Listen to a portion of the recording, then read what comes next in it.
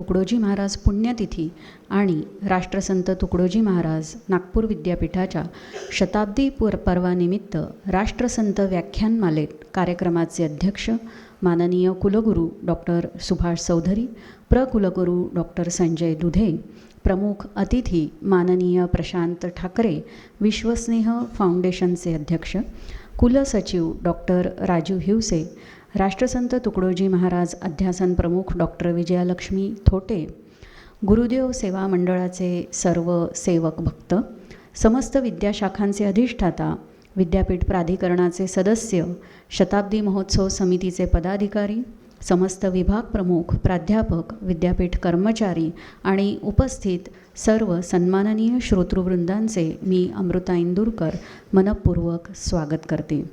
व्यासपीठावरील मान्यवरांना विनंती करते की त्यांनी वंदनीय राष्ट्रसंत तुकडोजी महाराज यांच्या प्रतिमेला पुष्पार्पण करून दीपप्रज्वलन करावे.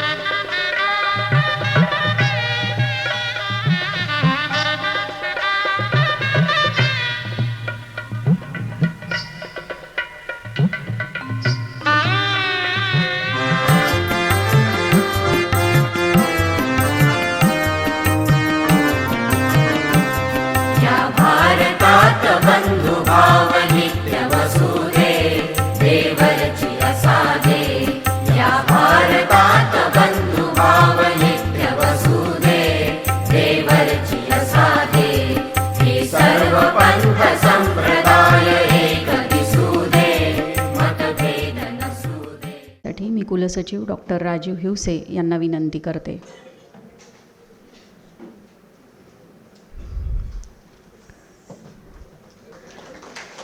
प्रकुलगुरू डॉक्टर संजय दुधे यांचे स्वागत कुलसचिव डॉक्टर राजीव हिवसे करतील.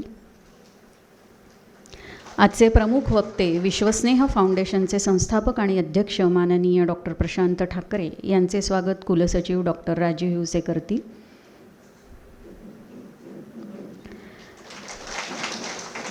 कुलसचिव डॉक्टर राजीव हिवसे यांचे स्वागत करण्यासाठी तुकडोजी अध्यासन प्रमुख डॉक्टर विजया मान्यवरांचे धन्यवाद. कृपया स्थानापन्न व्हावे. आणि स्वातंत्र्यप्राप्तीनंतरचा देखील भारत बघितलेला होता, त्यामुळे राष्ट्रसंतांची जी दूरदृष्टी आहे आणि ग्रामगीतेपासून तर त्यांच्या अभंगवाणीपर्यंत त्यांनी जे जे म्हणून लिहून ठेवलेलं आहे ते सर्व आज त्या दूरदृष्टीच्यानुसार आज वर्तमान भारतालाही तितकंच लागू पडतं. आज महाराजांची पुण्यतिथी आणि आपणा सर्वांना माहीतच आहे की मागल्या वर्षीपासून राष्ट्रसंत तुकडोजी महाराज नागपूर विद्यापीठाचा शताब्दी महोत्सव सुरू झालेला आहे आणि या महोत्सवाअंतर्गत विविध उपक्रम, विविध कार्यक्रमांचे आयोजन सतत होत आहे. त्या उपक्रमांपैकीच एक म्हणजे राष्ट्रसंत व्याख्यानमाला. या व्याख्यानमालेअंतर्गत याआधीही अतिशय सुंदर आणि उद्बोधक अशा विषयांवरती एक एक व्याख्यानपुष्प इथे वाहिल्या गेलेलं आहे. त्यातलेच आज हे पुढचे व्याख्यानपुष्प सादर होणार आहे.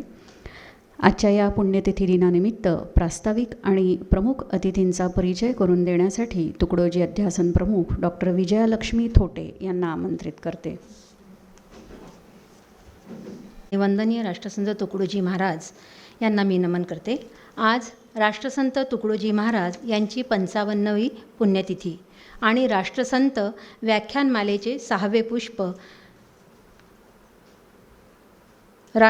राष्ट्रविकासाचे अपरिहार्य तत्त्वज्ञान आणि राष्ट्रसंत तुकडोजी महाराज या विषयावर गुंफले जाणार आहे. आजच्या कार्यक्रमाचे अध्यक्ष माननीय डॉक्टर चौधरी सर, कुलगुरू राष्ट्रसंत तुकडोजी महाराज नागपूर विद्यापीठ नागपूर. प्रमुख उपस्थिती डॉक्टर दुधे सर, राष्ट्रसंत तुकडोजी महाराज नागपूर विद्यापीठ नागपूर. डॉक्टर हिवसे सर, कुलसचिव राष्ट्रसंत तुकडोजी महाराज नागपूर विद्यापीठ नागपूर. आजच्या कार्यक्रमाचे वक्ते प्राध्यापक डॉक्टर प्रशांत ठाकरे सर, संस्थापक अध्यक्ष विश्वस्नेह फाउंडेशन. माननीय डॉक्टर शेखराम येवळेकर सर, विद्यापीठातील सर्व सन्माननीय अधिकारी, पदाधिकारी, सर्व विद्याशाखांचे सन्माननीय अधिष्ठाता, शताब्दी महोत्सव समितीचे सर्व समन्वयक, व्यवस्थापन परिषदेचे सन्माननीय सदस्य, उपस्थित सर्व विभागांचे विभाग प्रमुख, प्राचार्य तथा प्राध्यापक वर्ग, श्री गुरुदेव सेवा मंडळाचे सर्व सन्माननीय पदाधिकारी, उपस्थित विद्यार्थी आणि सर्व श्रोते, आज राष्ट्रसंतांची 55वी पुण्यतिथी आहे. महाराज म्हणतात, मृत्यू असो वा जन्मादी उत्सव, यांचा नको नुसता गौरव. जयंती पुण्यतिथीचा नुसता उत्सव साजरा न करता थोरा मोठ्यांच्या विचारांनुसार मार्गक्रमण करण्याची आवश्यकता आहे. म्हणून महाराजांनी देखील आपली ग्रामजयंतीसुद्धा, जन्मदिनसुद्धा ग्रामजयंती म्हणून साजरा करण्यास सांगितले होते. राष्ट्रसंतांना राष्ट्रविकासाची तळमळ होती, पण त्यासाठी प्रथम त्यांनी गाव हे मानले. त्यांनी ग्रामोन्नतीवर भर दिला. राष्ट्रसंतांनी ग्रामविकासातून नवभारत निर्मिती संबंधीचे कृतिशील तत्त्वज्ञान आपल्या अनुभवाच्या आधारे ग्रामगीतेतून सांगितलेले आहे.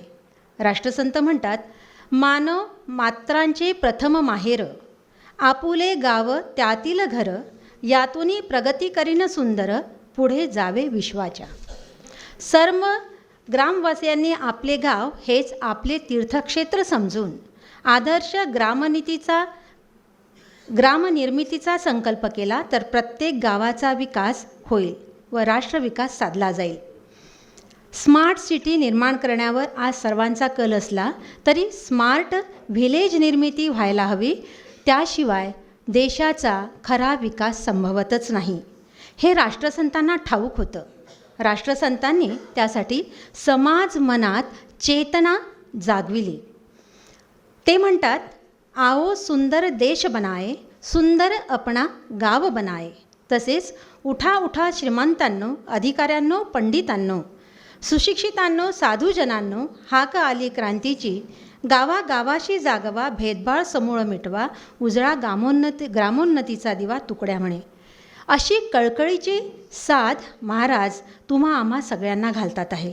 राष्ट्रविकासासाठी राष्ट्रसंतांच्या विचारांची आजही नितांत आवश्यकता आहे आणि म्हणून त्यांचं तत्त्वज्ञान आज देखील आपण अंगीकारण्याची आवश्यकता आहे.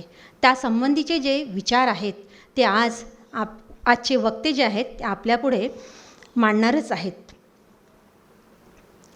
आजचे वक्ते प्राध्यापक डॉक्टर प्रशांत ठाकरे सर हे मोरगाव, जिल्हा अकोला येथून आलेले आहेत. त्यांचा जन्म शेतमजूर कुटुंबात झालेला आहे. त्यांना MA मराठीत गोल्ड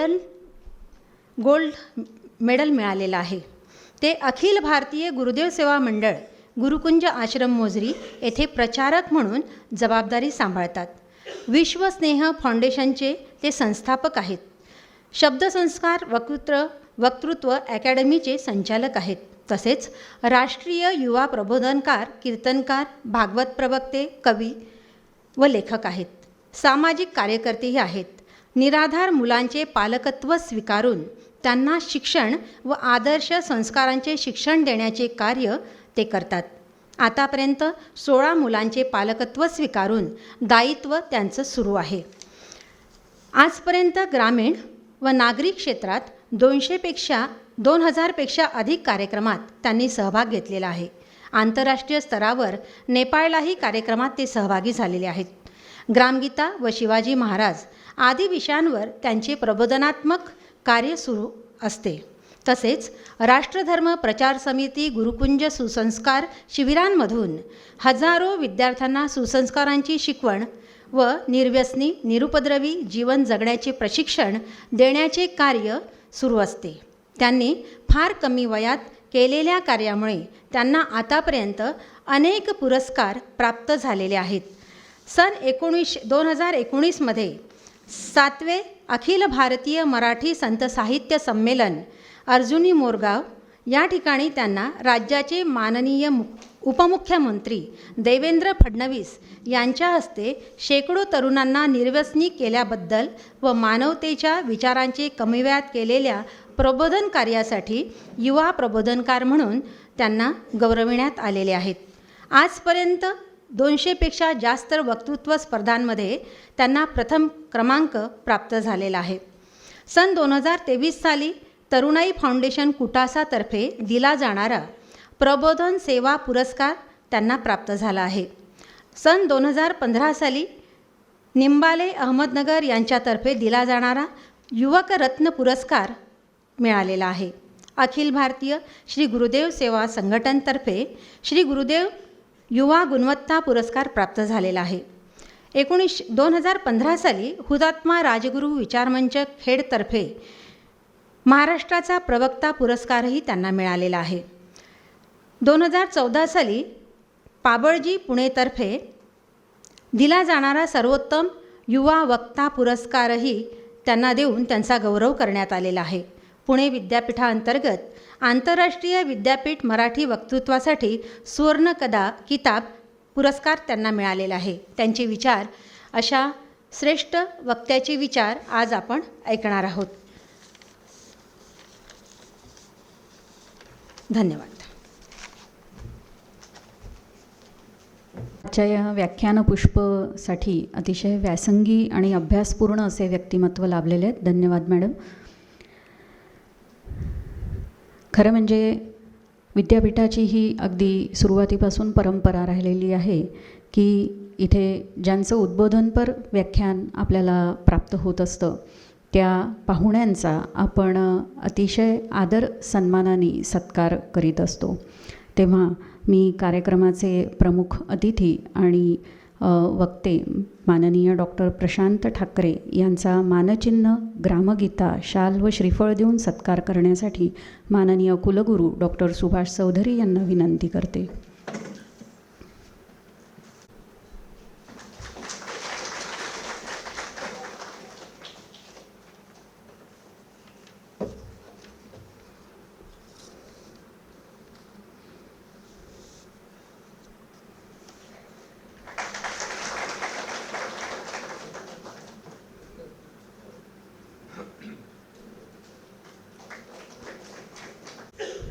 SK वानखेडे शिक्षण महाविद्यालयातील associate professor doctor Shekhram Parshuram Yelekar यांनी शताब्दी महोत्सव गीत लिहिलेले आहे आणि या गीतासाठी नागपूर विद्यापीठ त्यांचा खास सत्कार करीत आहे. मी माननीय कुलगुरू डॉक्टर सुभाष चौधरी यांना विनंती करते की त्यांनी शाल, श्रीफळ आणि ग्रामगीता देऊन माननीय डॉक्टर शेखराम येळेकर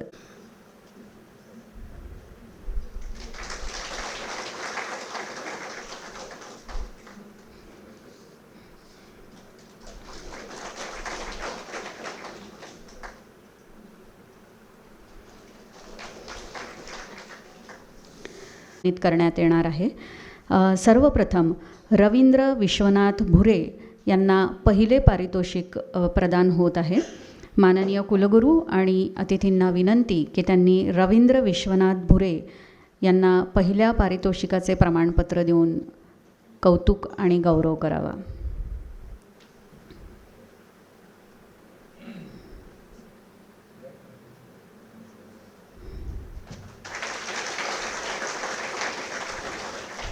गोपाल सुभाषजी बुर्डे यांना द्वितीय पारितोषिक प्रदान करण्यात येत आहे. गोपाल सुभाषजी बुर्डे, मला असं वाटते ते अनुपस्थित आहे. यानंतर राजकुमार बळीराम बोरकर यांना तृतीय पारितोषिक व प्रमाणपत्र देण्यात येत आहे. राजकुमार बळीराम बोरकर ते पण अनुपस्थित आहे. मान्यवरांनी स्थानापन्न व्हावे.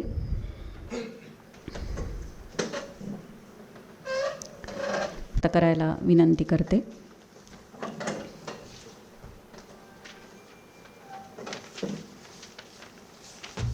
राष्ट्रसंत तुकडोजी महाराज यांच्या प्रतिमेला मी अभिवादन करतो. आजच्या या व्याख्यानमालेच्या प्रसंगी प्रमुख व्याख्याते डॉक्टर प्रशांत ठाकरे, या मंचावर उपस्थित कुलगुरू डॉक्टर दुधे, रजिस्ट्रार डॉक्टर हिवसे आणि अध्यासन प्रमुख डॉक्टर विजयलक्ष्मी थोटे, उपस्थित सर्व head of the department, faculty आणि उपस्थित सर्व मान्यवर. आजच्या या कार्यक्रमामध्ये दरवर्षी आपण पुण्यतिथी साजरी करतो. पण यामध्ये एक भाग पुन्हा जोडला गेला आहे, तो म्हणजे व्याख्यानमाला. आणि शताब्दीनिमित्त जवळजवळ आपण 12 व्याख्यानमाला हे विविध संतांच्या जे महापुरुष आहेत त्यांच्यावर आधारित ते आहे. आणि 100व्या वर्षी 100 व्याख्यानमाला हे विविध कॉलेजेसमध्ये, विविध जिल्ह्यामध्ये असे ते आपण आयोजित करणार आहोत. त्यातले बरेचसे भाग होऊन गेलेले आहेत. पहिला जो व्याख्यानमाला सुरू झाली होती 100पैकी ती सेवादल महाविद्यालयामध्ये, जिथे पहिल्या व्याख्यानाची सुरुवात झालेली होती. शताब्दीनिमित्त आपण मागील 4 ऑगस्ट 2000 पासून राष्ट्रसंत तुकडोजी महाराज नागपूर विद्यापीठ असं जे नाव असलेलं विद्यापीठ आहे, त्या राष्ट्रसंतांच्या विचारावर विद्यापीठ काय करतं आहे हे जर आपल्याला विचारलं तर आपल्याला काही उत्तर देता आली पाहिजे, म्हणून आपण एक अभियान सुरू केलेलं होतं. आताच डॉक्टर विजयालक्ष्मी थोटे यांनी आपल्या सुरुवातीच्या प्रस्तावनामध्ये म्हटलेलं आहे. आणि जे महत्त्वाचं होतं ते सगळं त्यांनी बरोबर परफेक्ट या क्षणी ठेवलेलं आहे, की फक्त पुण्यतिथी आणि जयंती महात्म्याची म्हणून चालणार नाही, तर त्यांनी लिहिलेलं जे काही आहे, साहित्य असो किंवा मार्गदर्शन असो, ते जर इम्प्लिमेंट होत नसेल तर या सगळ्या आयोजनाचा अर्थ नाही. स्वतः राष्ट्रसंत या गोष्टीवर भर देतात. आणि म्हणून विद्यापीठ या नात्याने जर आपण पाऊल उचललं नाही तर कदाचित आपण त्या नावाला साजेल असं कार्य करत नाही. राष्ट्रसंतांच्या नावाचं जो विद्यापीठ आहे त्याला साजेलचं असं काम करत नाही, असा त्याचा अर्थ निघू शकतो. आणि म्हणूनच 2022ला 4 ऑगस्ट 2022 नंतर जे आपण पाऊल उचललं होतं, जे राष्ट्रसंतांचं म्हणणं होतं की ग्रामविकास म्हणजेच देशविकास, आणि जोपर्यंत तिथे पोचणार नाही तोपर्यंत ग्रामविकासही होणार नाही. आणि ह्या सगळ्या त्यांच्या सांगितलेल्या ज्या काही गोष्टी आहे त्यांना अनुसरून आपण ह्या सगळे पाऊल उचललेले आहे. म्हणून रिचिंग टू अनरिच्ड म्हणजे शेवटल्या घटकापर्यंत पोहोचण्याचं जे उद्देश, जे मिशन हाती घेतलेलं आहे ते सुरू झालेलं आहे. फक्त प्लॅनिंग करायला आपल्याला बराच वेळ लागला. सगळ्या रिसर्च सेंटर्स असो, सरकारी यंत्रणा असो, NGOज असो आणि वैयक्तिक सहभाग होणारे अशा बरेचशा एक्सपर्ट्स असो किंवा प्रोफेशनल्स असो, या सगळ्यांच्या माध्यमातून ज्या गोष्टी घडत आहे किंवा घडणार आहे त्या यावर्षी पूर्ण करायच्या आहे. आणि सांगायला हर्ष होत आहे की खूप साऱ्या योजना आपण सुरू केलेल्या आहे आणि गावोगावी ते सुरू झालेल्या आहे. सगळ्यात आश्चर्य किंवा सगळ्यात जास्त आम्हाला जे कौतुक वाटतं ते भंडारा जिल्ह्याचं. भंडारा जिल्ह्याचे डिस्ट्रिक्ट कलेक्टर यांनी जो उत्साह दाखवला, त्याच्यामध्ये आतापर्यंत 4 मीटिंग्स आमच्या भंडारा डिस्ट्रिक्ट कलेक्टरलाच्या ऑफिसमध्ये त्यांच्या सगळ्या नोडल ऑफिसरसोबत झाल्या आणि त्यांचं इम्प्लिमेंटेशन सुरू झालं. आता या कार्यक्रमामध्ये या पूर्ण वर्षभरामध्ये आपण काय काय घेणार आहे, तर खूप साऱ्या गोष्टी घेणार. हे आपण नेहमी मी माझ्या याच्यात सांगत असतो, लहान्यापासून मोठेपर्यंत, शिक्षितापासून अशिक्षितापर्यंत, स्त्री असो पुरुष असो, कोणीही सगळी भाग घेऊ शकतात असा तो कार्यक्रम आहे. मग ते सांस्कृतिक असो, ते आपला क्रीडाचा असो किंवा शैक्षणिक असो किंवा उद्योजकतेचं असो किंवा कृषी आधारित असो, ह्या सगळ्या गोष्टी आपण घेतो आहे. हेल्थ अवेअरनेस असो, लिगल अवेअरनेस असो, हे सगळं आपण घेतो आहे आणि तिथपर्यंत पोहोचवतो आहे. विद्यापीठाने पाऊल जरी हाती घेतलं तरी विद्यापीठाकडे मोठी जी शक्ती आहे, कारण आम्ही ज्या वेळेला शासकीय यंत्रणेशी बोलतो, यंत्रणा खूप आहे, योजना खूप आहे, परंतु ती तिथपर्यंत पोचवण्याला जी नेटवर्क आहे तो कमी पडतो आहे किंवा नाहीच आहे. त्याच्यामुळे बऱ्याचशा गोष्टी कागदावर आहे. आणि म्हणूनच आपली ताकद काय आहे विश्वविद्यालयाची, तर आपल्याकडे खूप मोठे रिसर्च सेंटर्स इथेच आहे. रिसर्च सगळं करतो, पण आपण त्यांच्या विकासाकरता, लोकलच्या विकासाकरता करतो का, हा आपण आता कुठेतरी याबद्दल विचार करण्याची गरज आहे. कारण पंतप्रधानांनी एक नारा दिला होता, लोकल टू ग्लोबल. आपण ग्लोबल टू लोकल आणण्यात खूप आपला टाईम अँड एनर्जी वेस्ट करतो. पण ग्लोबल टू लोकलमध्ये जाण्याकरता आपण जर त्या दिशेने वळलो तर कदाचित एक दिवस चायनासारखा आपणही एक्सपोर्टर बनू शकतो. आणि म्हणूनच भंडारा डिस्ट्रिक्ट कलेक्टरसोबत जी आमची चर्चा झाली की त्यातले नैसर्गिक संसाधनं सांगा काय काय आहे, तुमच्या फॉरेस्ट एरियामध्ये काय काय उपलब्ध आहे, तुमच्याकडे किती तळे आहे, किती नदी आहे, किती पाण्याचा साठा आहे, आणखी कोणकोणत्या स्किल इथे आहे जे खूप वर्षापासून चालू आहे. या सगळ्या गोष्टीची माहिती आपल्याला स्टॅटिस्टिकल डेटा त्या कलेक्टरनी दिलेली आहे. आणि त्याच्या आधारावर आपण खूप साऱ्या गोष्टी, मग ते त्यांचे व्यवसाय असो, त्यांचे शेती विषयक काही न्यू टेक्नॉलॉजी असो, किंवा विद्यार्थ्यांना IT स्केलमध्ये लागणारं स्किल असो, आणि उद्योग जर टाकायचा असेल तर उद्योग टाकण्याकरता जे हँड होल्डिंग फॅसिलिटी आहे ती कशी देता येईल ही सुद्धा आहे. त्यांना स्किल देण्याकरता लागणारा जो काही स्किल डेव्हलपमेंटसाठी येणारा ट्रेनिंगचा खर्च तोही शासनाने आम्ही तीही यंत्रणा टॅप केलेली आहे. आपल्याकडे सेरिकल्चर डिपार्टमेंट आहे, बॉटनी डिपार्टमेंट आहे, बायोटेक्नॉलॉजी आहे, खूप सारे असे डिपार्टमेंट आहेत ज्याचा जिथलं झालेलं कार्य तिथपर्यंत पोहोचवता येते. आणि या कार्यक्रमामध्ये जेव्हा आम्ही 2 अशा पॉकेटमध्ये जेव्हा व्हिजिट दिल्या, धरणग्रस्त एरिया आहे, म्हणजे आता गोसीखुर्द जे प्रकल्प आपण बघितला आहे तिथे जवळजवळ 90च्या वरती मोर दॅन 90 विलेजेस हे अफेक्टेड आहे.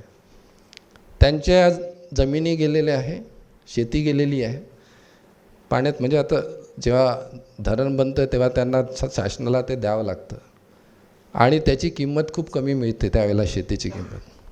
म्हणजे आम्ही जेव्हा त्यांच्याशी चर्चा करतो, ऑन फील्ड जेव्हा गेलो, म्हणजे 4 लाख एकरनी घेतलेली शेती आम्हाला त्याचा मोबदला 1 लाख एकर पर एकर मिळालेली आहे.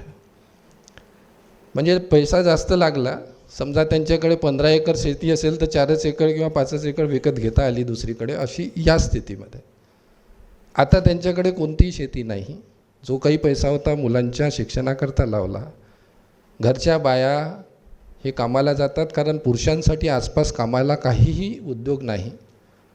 आणि मग घर कसं चालवायचं तर तिथल्या लेडीज ह्या अशा ग्रुपनी, कोणी असं जसं कॉन्ट्रॅक्टर असतो, लेबर कॉन्ट्रॅक्टर, तो कुठेतरी दूर 25, 30, 40 किलोमीटर दूर त्यांना ह्या बाया त्या मॅटॅडोरमध्ये बसून तिथे नेतात. पूर्ण दिवसभर कार्य करतात आणि 150-150 रुपये रोज त्यांना मिळतं. आणि त्यांना घरून निघण्यापासून घरी परत येतपर्यंत 14 तास लागतात. तेवढं करूनही त्यांना तेवढ्या पैशामध्ये घर चालवायचं. म्हणजे आपण जेव्हा तुम्ही जाल तिथे तेव्हा अशी दया येते की आपण काय करू शकतो. इतकी बिकट परिस्थिती आहे. त्यांना घरं दिलेलं आहे, त्यांना जागा दिलेल्या आहे, सगळं दिलेलं आहे, पण रोजच्या खाण्याकरता काहीच नाही आहे. दुसऱ्या याच्या म्हणजे हे नागपूरचे मेजर पोर्शन नागपूरवाला आहे जो एफेक्टेड होता. भंडाऱ्याच्या तिकडल्या नदीच्या तिकडे म्हणजे धरणग्रस्ताचं दुसरं साईड भंडारा, तिथेसुद्धा तेच हाल आहे. म्हणजे अशा बऱ्याचशा गोष्टी आहे जिथे ग्राम सोडा त्याच्याही पेक्षा दयनीय स्थिती. ग्रामीण भागामध्ये शेती तरी असेल, यांच्याकडे तेही नाही आहे. आणि असे जवळजवळ 90 मोर दॅन 90 हे वसाहती तयार आहे. तिथे त्यांना दुकानं बनवून दिलेले आहे, शाळा बनवून दिलेल्या आहे, मार्केट बनवून दिलं आहे, सगळं खाली. विकत कोण घेणार, पैसाच नाही. म्हणून या सगळ्या गोष्टीचा जर आपण तिथे विचार केला, सगळ्या गोष्टी आहे म्हणजे शासनाच्या खूप योजना आहे, पैसा आहे, सगळ्या तिथपर्यंत पोहोचत नाही. मग आपण काय करायचं तर ज्या ज्या योजना आहे, ज्या ज्या रिसर्च सेंटर आहे, जे युनिव्हर्सिटीज आहे, ह्या सगळ्यांना कनेक्ट दी डॉट म्हणतो, या सगळ्यांना जोडायचं, एक माला तयार करायची आणि सगळ्यांनी मिळून तो ग्रामविकास कसा करता येईल. आपण एवढे मोठे नाही आहे की पूर्ण 4ही जिल्ह्याचा एकसाथ एवढा मोठा विकास करू शकू. No, it is not possible. पण एखादा मॉडेल एका जिल्ह्यामध्ये जर सर्व स्वयंस्फूर्त गाव जर तयार केलं तर ते बाकीला एक एक्झाम्पल होईल, आयडियल एक्झाम्पल होईल आणि ते फॉलो करतील. हा आपला संकल्प आहे. आपल्याकडे मोठी ताकद कोणती आहे तर आपल्याकडे आपल्या विद्यापीठाचे खूप सारे कॉलेजेस इंटिरियर भागामध्ये आहे. एवढा मोठा नेटवर्क आहे. 500च्या वर कॉलेजेस आहे आपले. आणि प्रत्येक कॉलेजमध्ये आसपासच्या 20-25 खेड्यातले मुलं तिथे येतात. त्याच्यामुळे प्रत्येक गावातला कनेक्ट आपल्या विद्यापीठाचा कुठून ना कुठून आहे. म्हणून आपण आता जे अकॅडमिक ऑडिटमध्ये कंपल्शन एक पार्ट ठेवलेला आहे, उन्नत भारत अभियान, जे संकल्प UGCने मांडलेला आहे, त्याच्या माध्यमातून ह्या विकासामध्ये सगळ्या विद्यार्थ्यांना गोवायचा आहे. हा मोठा नेटवर्क, जी स्ट्रेंथ आहे, यूथ फोर्स हा आपल्याकडे आहे. याचा जर वापर केला आणि आपण सगळ्यांनी, मी अपील करतो ज्याच्यामध्ये हा आपला इम्प्लिमेंटेशनचं वर्ष आहे 100वा आणि तुकडोजी महाराजांचं नाव आहे, तर आपल्यानी थोडंसं नाही पूर्ण वेळ, म्हणजे थोडा वेळ जर दिला, थेंबे थेंबे तळे साचे म्हणते असं, पूर्ण करू शकत नसेल चालेल, पण कुठेतरी नाही मला हे एक काम द्या मी एवढं करून देईल, तर कदाचित खूप मोठं काम होईल, ते भौरी काम होईल. आणि गरज आहे असं वाटलं पाहिजे की विद्यापीठ ही फक्त परीक्षा घ्यायला किंवा डिग्री वाटायला नाही, तर इथल्या प्रत्येक व्यक्ती या जिल्ह्यात विद्यापीठाच्या अंतर्गत येणारे जे काही क्षेत्र आहे या प्रत्येक घटकाची काळजी घेते. मग ते इंडस्ट्रियलिस्ट असो, ते शेतकरी असो, ते विद्यार्थी असो, ते कामगार असो, त्याला कुशल कामगार कसं करता येईल, या सगळ्या गोष्टीकडे जेव्हा आपण लक्ष द्यायला लागू तेव्हा त्यांना वाटेल की university is only the solution. आपल्याला याचा मार्ग विद्यापीठ काढू शकतं हे असं वाटायला पाहिजे. विद्यापीठ सगळ्यांची असं त्यांना वाटायला पाहिजे. म्हणून आपण स्किल डेव्हलपमेंट सेंटर सुरू केलेलं आहे आणि मोर दॅन 100 स्किल्सच्या ट्रेनिंग सुरू केलं आहे. याच्यामध्ये आता ग्रॅज्युएशनमध्येच ॲडमिशन घेतली पाहिजे जरुरी नाही. एखादा ड्रॉपआउट स्टुडंटसुद्धा तिथे आपल्या याच्यात रजिस्टर करू शकतो आणि तो आपला एनरोल्ड स्टुडंट राहील. जरुरी नाही त्यांनी डिग्री घेणं, कारण आता येणारा काळ स्किलवर आहे आणि स्किल घेतलं की तो नोकरीला लागतो. डिग्री घेतल्यावर कदाचित लागणार नाही. आणि म्हणूनच या स्किल करता आज जे मीटिंग आहे टाटा कन्सल्टन्सी सर्व्हिसेस याच्या संदर्भामध्ये जे उद्यापासून आपण training of teachers and awareness of student या सगळ्या आहे 12, 13 आणि 16 एकेका जिल्ह्यामध्ये, आणि ते टाटा कन्सल्टन्सीचे लोक घेणार आहे. ते अवेअरनेस देणार आहे की आता गरज काय आहे आणि विद्यार्थ्यांना काय काय करता येईल या क्षेत्रामध्ये. आपण इन्फोसिसलाही घेतलेलं आहे, आपण TCSलाही घेतलेलं आहे, आपण ह्या जितक्याही कंपन्या आहेत, सॅपसारखा कोर्सेस आहेत त्यांना घेतलेलं आहे. म्हणजे आपल्याला आश्चर्य वाटेल की नागपूरचे जितके काही क्रीम विद्यार्थी आहे किंवा मुलं आहे हे पुणे, हैदराबाद, बेंगलोर इथे जातात. सॅप नावाचा एक कोर्स आहे आणि तो सॅप म्हटला, ज्यांनी सॅप ग्लोबल सर्टिफिकेशन केलं असेल त्याला खूप मोठं पॅकेज मिळतं. पण तेवढं एक ट्रेनिंग घेण्याकरता सगळ्याकडले मुलं पुण्याला जातील किंवा हैदराबादला जातील, बेंगलोरला जातील. त्या ट्रेनिंगची फी आहे जवळजवळ 3.5 लाख आणि तिथे राहण्याचा खर्च वेगळा. आपण विद्यापीठाने विद्यार्थ्यांकरता ग्लोबल सर्टिफिकेशन फक्त 55,000 ते 60,000मध्ये तो आपला तय झालेला आहे. इथल्याच विद्यार्थ्यांना तर तिथे जायची गरज नाही आणि इतक्या स्वस्त दरात कोणी देणार नाही. ह्या सगळ्या याकरता, कारण हा एरिया हळूहळू आपला नागपूर क्षेत्र एक हब बनत आहे. आणि जेव्हा आम्ही इंडस्ट्रीतल्या लोकांशी आता कंटिन्युअस जे बोलणं चालू आहे त्यांचं एकच म्हणणं आहे की इंडस्ट्री याकरता यायला मागे पुढे पाहते कारण इथे स्किल मॅनपॉवर नाही. मग आता स्किल प्रोव्हाइड करायचं काम कोणाचं आहे? विद्यापीठाचं. आणि म्हणूनच विद्यापीठाने एज्युकेशन म्हणजे ग्रॅज्युएशनसोबत कौशल्य विकास हा आपण सुरू केलेला आहे आणि तो मोठ्या प्रमाणामध्ये वाढवतो आहे. आणि हेच राष्ट्रसंतांचं म्हणणं आहे, कौशल्याधारित जर शिक्षण असेल तरच देश विकास होऊ शकतो, त्याच्याशिवाय होणार नाही. आपलं उद्देश आता बदलायचा आहे. आपल्याला शिकवायचं नाही आहे, आपल्याला त्याला शिकण्यालायक बनायचं आहे. बस एवढं जरी आपण केलं आणि इथलं सोशिओ इकॉनॉमिक डेव्हलपमेंट करायचं आहे हा उद्देश ठेवला तर हे शिक्षण देणं हे सेकंडरी होऊन जातं. म्हणून आपल्याला शिकवायचं आहे बाबा, शिकवण्याकरता आलं असं नाही, आपण ग्राम विकास करण्या किंवा देश घडवण्याकरता आहे आणि ते आपलं कर्तव्य आहे. एवढं जर म्हटलं तर मला वाटतं आपण खूप साऱ्या गोष्टी करू शकू. विद्यापीठाने उचललेल्या पावलावर आपल्याकडनं काही योगदान होत असेल, आपल्या वेळेचं, आपल्या ज्ञानाचं, आपल्या कौशल्याचं, तर कदाचित हे देशसेवेसाठी मोठं कार्य होईल. बरेच लोकांना वाटतं की आपण नोकरी केल्यावर नंतर सोशल वर्क करावं, काही करता येत नाही 60 वर्षानंतर, आपलं शरीर साथ देत नाही. त्याच्यापेक्षा आहे त्याच वेळेला जेव्हा जमते आपण कार्य करत असतानाच जर समजा हे केलं तर मला वाटते त्याच्यासारखी योग्य वेळ नाही. आणि एक रिस्पेक्टफुली काम किंवा ज्याला समाजाकरता उपयोग येणारं काम, भरीव काम आपल्या मार्गात होईल असं मी अपील करतो. आणि आज या राष्ट्रसंतांवर बोलण्याकरता प्रमुख वक्ते आलेले आहे, म्हणून त्या विषयावर मी कुठेच हात घालणार नाही. विद्यापीठाचं फक्त कार्य काय आहे, राष्ट्रसंतांची भूमिका विद्यापीठ कशी पुढे नेत आहे यांचा खुलासा मला इथे करायचा होता. आणि बाकी सगळ्यांना यामध्ये सहभागी होण्याची एक अपील करायची होती. एवढे बोलून मी इथे थांबतो. धन्यवाद.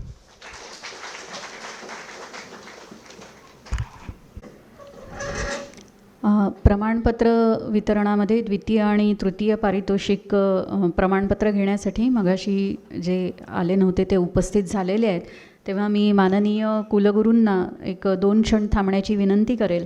आणि द्वितीय पारितोषिक ज्यांना मिळालं, गोपाल सुभाषजी बुर्डे, त्यांना मी इथे व्यासपीठावर बोलवते आहे आणि माननीय कुलगुरू यांना विनंती करते की त्यांनी प्रमाणपत्र. यानंतर तृतीय प्रमाणपत्र घेण्यासाठी राजकुमार बळीराम बोर.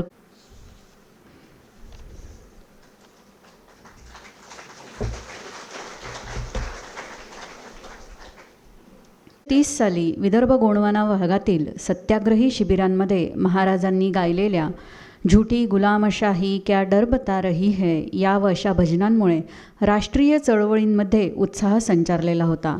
राष्ट्रसंतांनी जनतेला देखील जाहीर आवाहन त्यावेळेला केलेले होते. ते म्हणतात, राष्ट्राला राष्ट्रीय भावनेने चेतवा, देशात दैवी शक्ती निर्माण करा, धर्म व देशभक्तीच्या पाण्याने सारा समाज फुलून उठेल अशी योजना करा आणि भारतातील तरुण स्त्री पुरुष हे स्वतःसह आपल्या देशाचे संरक्षण करणारे शिपाई आणि स्वावलंबी जीवनाचे आदर्श नागरिक बनतील असा ध्वनी घराघरात घुमू द्या. राष्ट्रसंतांना विश्वास होता की देशातील तरुण स्त्री पुरुष राष्ट्रभक्तीने झपाटले तर राष्ट्रविकास आपोआपच साध्य होतो. आपण भारत महासत्ता आणि विश्वगुरू होण्याची स्वप्ने बघतो आहे, तर त्यासाठी राष्ट्रसंतांच्या राष्ट्रविकासाचे तत्त्वज्ञान समजून घेणे अत्यंत गरजेचे आहे. आजच्या व्याख्यानमालेअंतर्गत ज्यांचे उद्बोधन आणि मार्गदर्शन आपल्याला लाभणार आहे ते माननीय डॉक्टर प्रशांत ठाकरे यांना राष्ट्रविकासाचे अपरिहार्य तत्त्वज्ञान या विषयावर 6वे व्याख्यानपुष्प गुंफण्यासाठी सादर आमंत्रित करते. ही अतनो गती तस्मात् सज्जनम ताणम असंभद्रव वाणिजो. जिस प्रकार व्यापारी अपने घोड़ों को काबू में रखकर व्यापार करता है, उसी प्रकार जो आदमी अपने विचारों को बस में रखकर जीवन जीने का प्रयास करता है, वही सच्चे मायने में इंसान कहलाता है. असा 2500 वर्षापूर्वी ज्यांनी या जगाला संदेश दिला ते सर्वोत्तम भूमिपुत्र सिद्धार्थ तथागत भगवान गौतम बुद्ध. वेदासी विटाळ शास्त्रासी विटाळ काय मंगळ विटाळासी, विष्णूसी विटाळ ब्रह्मासी विटाळ काय मंगळ विटाळासी. जन्मता विटाळ मरता विटाळ, चोखा मने विटाळ आदिअंती. असा विद्रोहाचा पहिला हुंकार काढणारे संत कवी चोखोबा महाराज, ज्यांनी समतेच्या नुसत्या गप्पा केल्या नाहीत तर समता आपल्या जीवनामध्ये उतरवली, असे सर्व मानवतावादी महापुरुष. आणि समता ही राजांच्या व्यासपीठावरून कशी आचरणातून प्रदर्शित व्हायला पाहिजे हे ज्यांनी दाखवून दिलं, तेली माळी कुंभार चांभार महार मातंग पाटील देशमुख या सगळ्या भिंतीच्या पलीकडे जाऊन 18 पगड जातीच्या लोकांचं स्वराज्य स्थापन केलं. ज्यांच्याबद्दल हिंदीमधला कवी प्रदीप असं म्हणतो की देखो मुल्क मराठो का ये यहाँ शिवाजी डोला था, मुगलों की ताकत को उसने तलवारों पे तोला था. हर पर्वत पर आग लगी थी, हर पत्थर एक शोला था, बोली हर हर महादेव की बच्चा बच्चा बोला था. वीर शिवाजी ने रखी थी लाज हमारे शान की, और इस मिट्टी से तिलक करो ये धरती है बलिदान की. अशी बलिदानाची धरती ज्यांनी उपलब्ध करून दिली ते रयतेचे राजे छत्रपती श्री शिवाजी महाराज, आरक्षणाचे जनक Rajarshi Shahu Maharaj, symbol of the knowledge doctor Babasaheb Ambedkar, Mahatma Phule, ज्यांनी विदर्भामध्ये राहून 7 समुद्रापलीकडे आपल्या विचारांच्या कक्षा रुंदावल्या. परवा मी ग्लोबल कॉन्फरन्समध्ये मुंबईला होतो.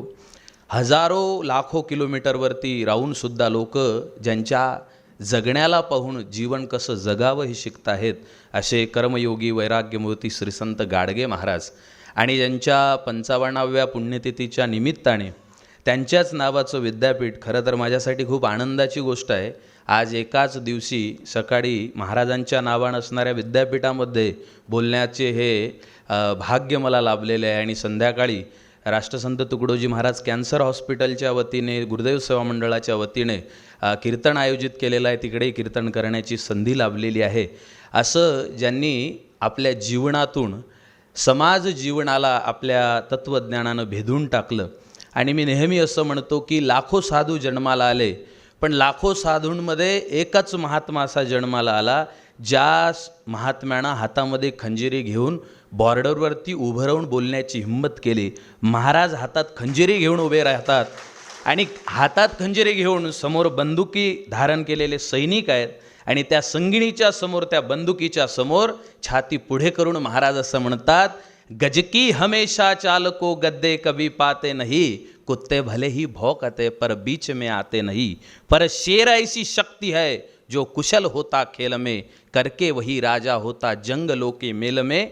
जंगलामध्ये सिंहाचा ज्याप्रमाणे दरारा असतो तसा आपल्या आचरणातून, विचारातून आपल्या तत्त्वज्ञानाचा दरारा ज्यांनी निर्माण केला होता ते मानवतेचे महान पुजारी, वंदनीय गुरुमाऊली गुरुकुंज बिहारी राष्ट्रसंत श्री तुकडोजी महाराज यांच्या चरणी नतमस्तक होतो. आजच्या या राष्ट्रसंत व्याख्यानमालेला या आताच अतिशय सुंदर सर बोलले, या राष्ट्रसंत तुकडोजी महाराज नागपूर विद्यापीठाचे कुलगुरू आदरणीय डॉक्टर सुभाषजी चौधरी सर, प्रमुख उपस्थितीमध्ये असलेले आदरणीय डॉक्टर संजय दुधे, आणि या संपूर्ण कार्यक्रमाच्या संबंधानं अत्यंत महत्त्वाची जबाबदारी पार पाडणारे या महाराजांच्या नावानं असलेल्या राष्ट्रसंत तुकडोजी महाराज नागपूर विद्यापीठाचे कुलसचिव माननीय डॉक्टर राजू हिवसे, आणि तुकडोजी अध्यासनाच्या प्रमुख या ठिकाणी आदरणीय डॉक्टर राजलक्ष्मी थोटे मॅडम, या कार्यक्रमाचं सूत्रसंचालन करणाऱ्या डॉक्टर अमृता, या कार्यक्रमाकरता उपस्थित नागपूर शहरामधले, परिसरामधले आपण सगळे सुज्ञ श्रोते, प्राध्यापक, विविध विद्याशाखांचे प्रमुख, डीन आणि सर्व या ठिकाणी उपस्थित भावांनो आणि बहिणींनो, राष्ट्रसंत तुकडोजी महाराजांच्या संबंधानं राष्ट्रविकासाचे अपरिहार्य तत्त्वज्ञान राष्ट्रसंत श्री तुकडोजी महाराज असा विषय या व्याख्यानाचा आहे.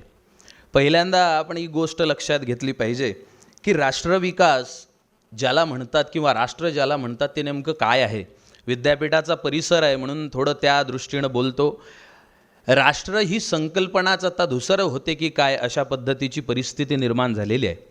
आम्ही सगळेजण जातपात, धर्म, पंथ, पक्ष विसरून राष्ट्राकरता पेटून उठलं पाहिजे अशी जी भावना असायला पाहिजे होती, दुर्दैवानं ती भावनाच नेस्तनाभूत करण्याच्या काही एक प्रक्रिया, काही एक घडामोडी देशामध्ये चाललेल्या आहेत. आणि म्हणून एका झेंड्याच्या विरोधात दुसरा झेंडा, दुसऱ्या झेंड्याच्या विरोधात तिसरा झेंडा असं वातावरण निर्माण होतं आहे. आणि मग कुणाला तरी सांगावं लागतं, कोणी म्हणतो हिरवा तर कोणी म्हणतो भगवा. अरे माणसं मरत आहेत, आधी त्यांना जगवा. हिरवा झेंडा की भगवा झेंडा हा महत्त्वाचा विषय नाही, माणसाच्या जगण्याचा प्रश्न हा अत्यंत महत्त्वाचा असतो. आणि त्या माणसाकरिता, त्या लोकांकरता, त्या सामान्य जनतेकरता आपण झटलं पाहिजे, पेटून उठलं पाहिजे, आपलं कार्य त्यांच्याकरता केलं पाहिजे. याकरिता ज्या विचारवंतांनी तत्त्वज्ञान मांडलं त्यांनी राष्ट्राला प्राधान्य दिलं. वंदनीय महाराजांच्या संबंधानं बोलायचं झाल्यास महाराज ग्रामगीतेमध्ये असं म्हणतात की देश हा देवची पवित्र, कायदा त्याचे व्यवस्था सूत्र. माझा देश हा माझ्यासाठी देव आहे, किंबहुना देवाच्या पलीकडेही माझा देश आहे. जी भावना आंतरराष्ट्रीय स्तरावरती विकसित झालेल्या देशांची दिसते. अरुण शौरी नावाचे पंतप्रधानाचे कुलसचिव असणारे महोदय जेव्हा परदेशात जातात आणि एका चीनमधल्या शाळेमध्ये जाऊन शाळेत शिकणाऱ्या पोरांना असं विचारतात की पोरांनो तुमचा आवडता देव कोणता आहे, तेव्हा एक पोरगा उठून उभा राहतो आणि सांगतो की माझ्या सर्वात जवळचा देव असणारा, मी ज्याला देवापेक्षाही मानतो, माझं इष्ट जे आहे त्याचं नाव भगवान बुद्ध आहे. तेव्हा अरुण शौरी त्याला प्रतिप्रश्न करतात आणि असं म्हणतात, तोच भगवान बुद्ध जर तुझ्या देशावरती आक्रमण करण्याकरता चालून आला तर तू काय करशील. तेव्हा अहिंसेचा पुजारी असणारा, अहिंसेचं मूर्तिमंत उदाहरण असणारा, भगवान बुद्ध माझा इष्ट देव आहे असं सांगणारा पोरगा एका क्षणाच्या फ्रॅक्शन ऑफ सेकंड ज्याला आपण म्हणतो तेवढ्या वेळात उत्तर देतो, जर माझा इष्ट असणारा देव माझ्या देशाच्या हिताच्या आडवा येत असेल तर त्या बुद्धाच्या छातीमध्ये घुसणारा पहिला बाण हा माझ्या धनुष्यातून निघालेला असेल. मला असं वाटते आज एवढी सातत्यपूर्णता, एवढं समर्पण वृत्ती आणि एवढा विचार ज्या वेळेस आमच्या देशामध्ये शिकणाऱ्या, शाळेमध्ये शिकणाऱ्या मुलांमध्ये, तरुणांमध्ये, गुरुदेव भक्त असतील किंवा आणखीन कोणते नागरिक असतील यांच्यामध्ये निर्माण होणं गरजेचं आहे. त्यावेळेला राष्ट्र ही संकल्पना उदयाला येईल. Doctor B.R. आंबेडकर एका ठिकाणी असं म्हणाले होते की देश निर्माण करायचा असेल तर त्याला 4 गोष्टी लागतात. तिथं लोकसंख्या पाहिजे, भूप्रदेश पाहिजे, शासन व्यवस्था पाहिजे आणि सांस्कृतिक एक कल्चर त्याला पाहिजे. सांस्कृतिकदृष्ट्या एक महत्त्वाचा आकृतीबंध, ताळेबंद त्याला असलं पाहिजे.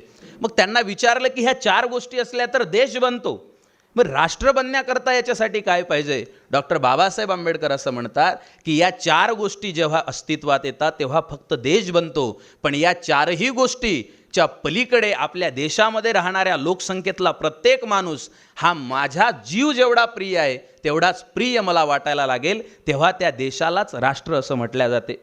दुर्दैवानं आपण पाहतो अनेक मोठे मोठे विद्वान राष्ट्र आणि देश याच्यामध्ये गफलत करतात. वंदनीय महाराजांना याची जाण होती आणि म्हणून महाराज म्हणतात की देश हा लोकसंख्येने अस्तित्वात येईल, देश हा शासन व्यवस्थेने अस्तित्वात येईल, देश हा भूप्रदेशाने अस्तित्वात येईल, पण त्याला राष्ट्र बनवायचं असेल तर जेवढा एसीच्या खोलीमध्ये राहणारा माणूस महत्त्वाचा आहे तेवढाच बांधावरती, शेतावरती 45 डिग्री सेल्सिअसमध्ये काम करणारा हा माझाच भाऊ आहे अशी भावना ज्या वेळेला निर्माण होईल आणि त्याच्यासाठी मी जेव्हा काम करायला लागेल त्यावेळेला राष्ट्राचा एक घटक म्हणून मी अस्तित्वात येईल. आता महाराजांनी राष्ट्रविकास कोणत्या दृष्टीनं सांगितला तर मी एक PhDचा विद्यार्थी म्हणून तुम्हाला सांगतो. पुणे विद्यापीठामध्ये ज्याला ऑक्सफर्ड ऑफ द ईस्ट म्हणतात तिथला मराठी विषयातला गोल्ड मेडलिस्ट 2014 सालचा होतो. अनेक चर्चासत्रांमध्ये गेलो. मी राष्ट्रसंतांचा भक्त, भाविक म्हणून बोलत नाही. एक गोष्ट पहिल्यांदा लक्षात घ्या, महाराजांनी जे राष्ट्रविकासाचं तत्त्वज्ञान सांगितलं हे अत्यंत महत्त्वाचं बेसिक लेवलवरचं आहे, जे अनेक विचारवंतांनी सांगण्याचा प्रयत्न केला पण त्यांना सांगता आलं नाही. मग जबाबदारीनं बोलतो. महाराज असं म्हणतात, राष्ट्र ही संकल्पना किंवा देश हा आम्हाला जर विकसित करायचा असेल तर त्या राष्ट्रामध्ये असणाऱ्या माणसाच्या वर्तनाकडे पहिल्यांदा लक्ष दिलं पाहिजे. अनेक समाजशास्त्रामध्ये असणारे विद्वान लोक सांगतात की आपण समाजामध्ये हा बदल केला पाहिजे, पण मानवी वर्तनावरती मात्र फार कमी लोकांचं लक्ष आहे. महाराज नेमकं तिथं जातात आणि पहिल्यांदा कॅरेक्टर बिल्डिंग नावाची जी गोष्ट आहे जी अलीकडे आलेली आहे त्या कॅरेक्टर बिल्डिंगकडे महाराज लक्ष देतात. आणि मग ग्रामगीतेचा 2रा अध्याय आपण उघडा, महाराज असं म्हणतात, माणूस जन्माला येण्याच्या अगोदर तो राष्ट्राच्या विकासाला कसा पूरक होईल यासाठी एक महत्त्वाचं काम करणारा घटक समाजामध्ये आहे, तिचं नाव आई आहे. 1 good mother better than 1000 school teacher. दुर्दैवानं असं आहे की एक आई जी आहे जी सुसंस्कृत आहे, एका आईकडे जे संस्काराचा खजिना आहे त्या संस्काराच्या खजिन्यातून राष्ट्रासाठी ते चांगल्या पुत्राला घडवू शकते याचा विसर तिला पडलेला आहे. आणि म्हणून त्याच ग्रामगीतेमध्ये महिलोन्नती नावाचा अध्याय वंदनीय महाराज पुढे लिहितात आणि महिलांनी स्वतःची उन्नती कशी करावी आणि त्या योगाने आपल्या समाजातल्या सगळ्या लोकांच्या उन्नतीकरता कसं सहाय्यभूत व्हावं याबद्दलचं विवेचन करतात. आता महाराज म्हणतात ती आई 1 good mother better than 1000 school teacher, तिनं नेमकं काय केलं पाहिजे? ग्रामगीतेचा 2रा अध्याय. मी सगळ्या ओव्या म्हणत नाही, थोडक्यामध्ये महाराज असं म्हणतात, संस्कार दुष्परिणामकारी न पडावे आतील गर्भावरी, म्हणून मात्या पित्याने सदाचारी राहावे सद्भावे, न करावे अश्लील भाषण, न बघावे दृश्यहीन, न राहावे व्यसनाधीन, दुर्गुणी अन्न न खावे, आहार विहार सात्विक पूर्ण उत्तम गुणी चिंतन वाचन, झोपता जागता चिंतन, आदर्श महापुरुषांचे येथोनी पाहिजे जतन केले, पुढे मूल जन्मास आले आणि तेव्हापासून संस्कार घडले पाहिजे सद्धर्माचे, मुलाचे वय जसजसे वाढे. आणि मग पुढे आचारसंहिता सांगतात, त्यानं अभ्यास करताना कोणतं अन्न प्राशन केलं पाहिजे, त्यानं कोणत्या शब्दांना आपल्या कानामध्ये साठवलं पाहिजे आणि कोणत्या शब्दाचं आचरण त्याच्या जगण्यामधून दिसलं पाहिजे, हे सगळं सांगत असताना आईने इथूनपासून लक्ष दिलं पाहिजे. आता महाराजांनी नुसतं भाषण देणाऱ्यासारखं एवढं सांगितलं नाही बरं. वंदनीय महाराजांचं एक फार सुंदर जीवनचरित्र आहे, 11 खंडांमध्ये पूज्य सुदामदादा सावरकरांनी लिहिलेलं. त्यामध्ये त्यांनी अशी एक नोंद करून ठेवलेली आहे की महाराज कोण्याही स्त्रीच्या घरी, कोणाचीही गृहस्थाच्या घरी जात होते तेव्हा बैठकीमध्ये बसत नव्हते. आपण सगळे लोक जे आपले सगळे औपचारिकता असते हे सगळे पाळणारे आहो. महाराज याच्या पलीकडे जात होते आणि बैठकीमधून सरळ स्वयंपाक करण्याची जी स्वयंपाक खोली आहे तिथं जात होते आणि त्या स्त्रीला हळूच प्रश्न विचारत होते, स्वयंपाक झाला का तुमचा? आणि मग ती सांगत होती, हो महाराज. बाजूला महाराज पाहत होते आणि महाराजांना जर कांद्याचे टरफलं, लसणाचे टरफलं आणि अजून काही जर दिसलं तर महाराज, बाई तुझं किचन, तुझी स्वयंपाक खोली ही स्वच्छ असली पाहिजे, कारण तुझी स्वयंपाक खोली हे देशाचं भवितव्य घडवण्याचा कारखाना आहे. इथं तुझा मुलगा अन्न प्राशन करतो आहे. आता आपल्या शिकलेल्या लोकांना ही गोष्ट फार सोपी साहजिक वाटेल, कारण आपण भाषणं ऐकू ऐकू आपली परिस्थिती अशी झालेली आहे. कारण अनेक गोष्टी आपण त्या स्तरावर जाऊन समजून घेण्याची संवेदनशीलता तरी आपल्यामध्ये आहे का, याच्यावरती सुद्धा चिंतन करण्याची वेळ आज आलेली आहे. मला त्याच्यामधला गाभा तुम्हाला सांगायचा आहे. कदाचित वंदनीय महाराज त्या साध्या वाक्यातून या विश्वाला सूचना देतात की या घराची बैठक जेवढी महत्त्वाची नाही, या घराचा चेहरा मोहरा जो दिसतो तो सुद्धा जेवढा महत्त्वाचा नाही, तेवढा महत्त्वाचा या घराचा जो भाग आहे, ती स्त्री, ती गृहिणी ज्या ठिकाणी काम करते आहे ती, कारण तिचं वर्तन जर व्यवस्थित असेल, तिच्या वर्तनामध्ये जर स्वच्छता असेल, तिच्या वर्तनामध्ये जर शिस्त आणि शांती, गांभीर्य या सगळ्या गोष्टी असतील, तर कदाचित तिच्या पोटी जन्माला आलेला मुलगा हा तेवढ्याच उच्चतेने निर्माण होईल. महाराजांनी फक्त घरातल्या स्त्रियांना सांगितलं असं नाही. तुम्ही तुकडोजी महाराजांच्या चरित्राला ज्या वेळेला उघडून बघाल तेव्हा असं लक्षात येईल, 57मध्ये आचार्य अत्रे आणि तुकडोजी महाराजांचा मराठा वृत्तपत्रामध्ये, दैनिकामध्ये त्यांच्या फोटो छापला आणि त्याच्या खाली तुकडोजी महाराजांचे विधान लिहिल्या गेले होते. ते विधान असं होतं, तुकडोजी महाराज म्हणाले होते की राष्ट्राच्या उन्नतीसाठी सर्व कवींनी एकत्रित आलं पाहिजे आणि राष्ट्राची कविता म्हटली पाहिजे. टला ट आणि रीला रीन झाली माझी कविता पुरी असं म्हणणारे कवी देशाचं काहीच करू शकत नाहीत. महाराजांचे शब्द जर तुम्ही ऐकाल तर वंदनीय महाराज असं म्हणतात की या देशातले कवी ही राष्ट्राच्या चेहऱ्याला आणि त्याच्या शरीराला सालंकृत करण्याचं काम करतात, पण खरे कवी ते असतात, खरे राष्ट्रकवी ते असतात जे बाहेरच्या शरीराला सजवण्यामध्ये व्यस्त राहत नाहीत, तर ते शरीर बलवान कसं होईल, सुदृढ कसं होईल, मजबूत कसं होईल यासाठी धडपडत असतात आणि त्या दृष्टीनं कार्य करत असतात.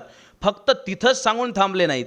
तर मी प्रताप महाविद्यालय अंमळनेरचं, तिथं तुकडोजी महाराज जातात तेव्हाचे मी श्री गुरुदेव मासिकामधले काही रेफरन्सेस पाहत होतो. तुकडोजी महाराज 8वी 10वीच्या वर्गामध्ये शिकणाऱ्या पोरांच्या पुढे असं म्हणतात, अरे पोरांनो तुम्ही सिनेमे पाहता.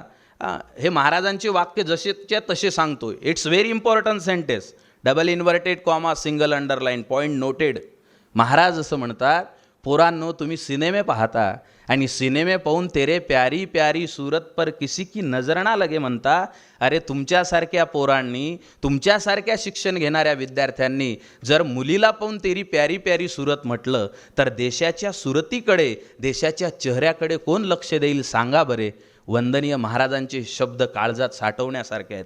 मित्रांनो, महाराज त्या विद्यार्थ्यांना सांगतात, महाराज त्या लोकांना सांगतात, महाराज त्या नेत्यांना सांगतात आणि महाराज कुंभमेळ्यात जाणाऱ्या त्या आलेल्या साधूंना सुद्धा सांगतात, यहाँ पर आप कुंभ मेला में एक जगह पे आते हो तो मुझे बहुत आनंद होता है, लेकिन यहाँ आकर अपने आखाड़े का गुणगान गाते हो मुझे ऐसा लगता है जिस दिन इस देश के साधु अपनी डफली अपना राग छोड़कर देश का भजन गाएंगे उस दिन मेरा देश बहुत बड़ा बनेगा और मेरा राष्ट्र एक तेजस्वी राष्ट्र बनेगा.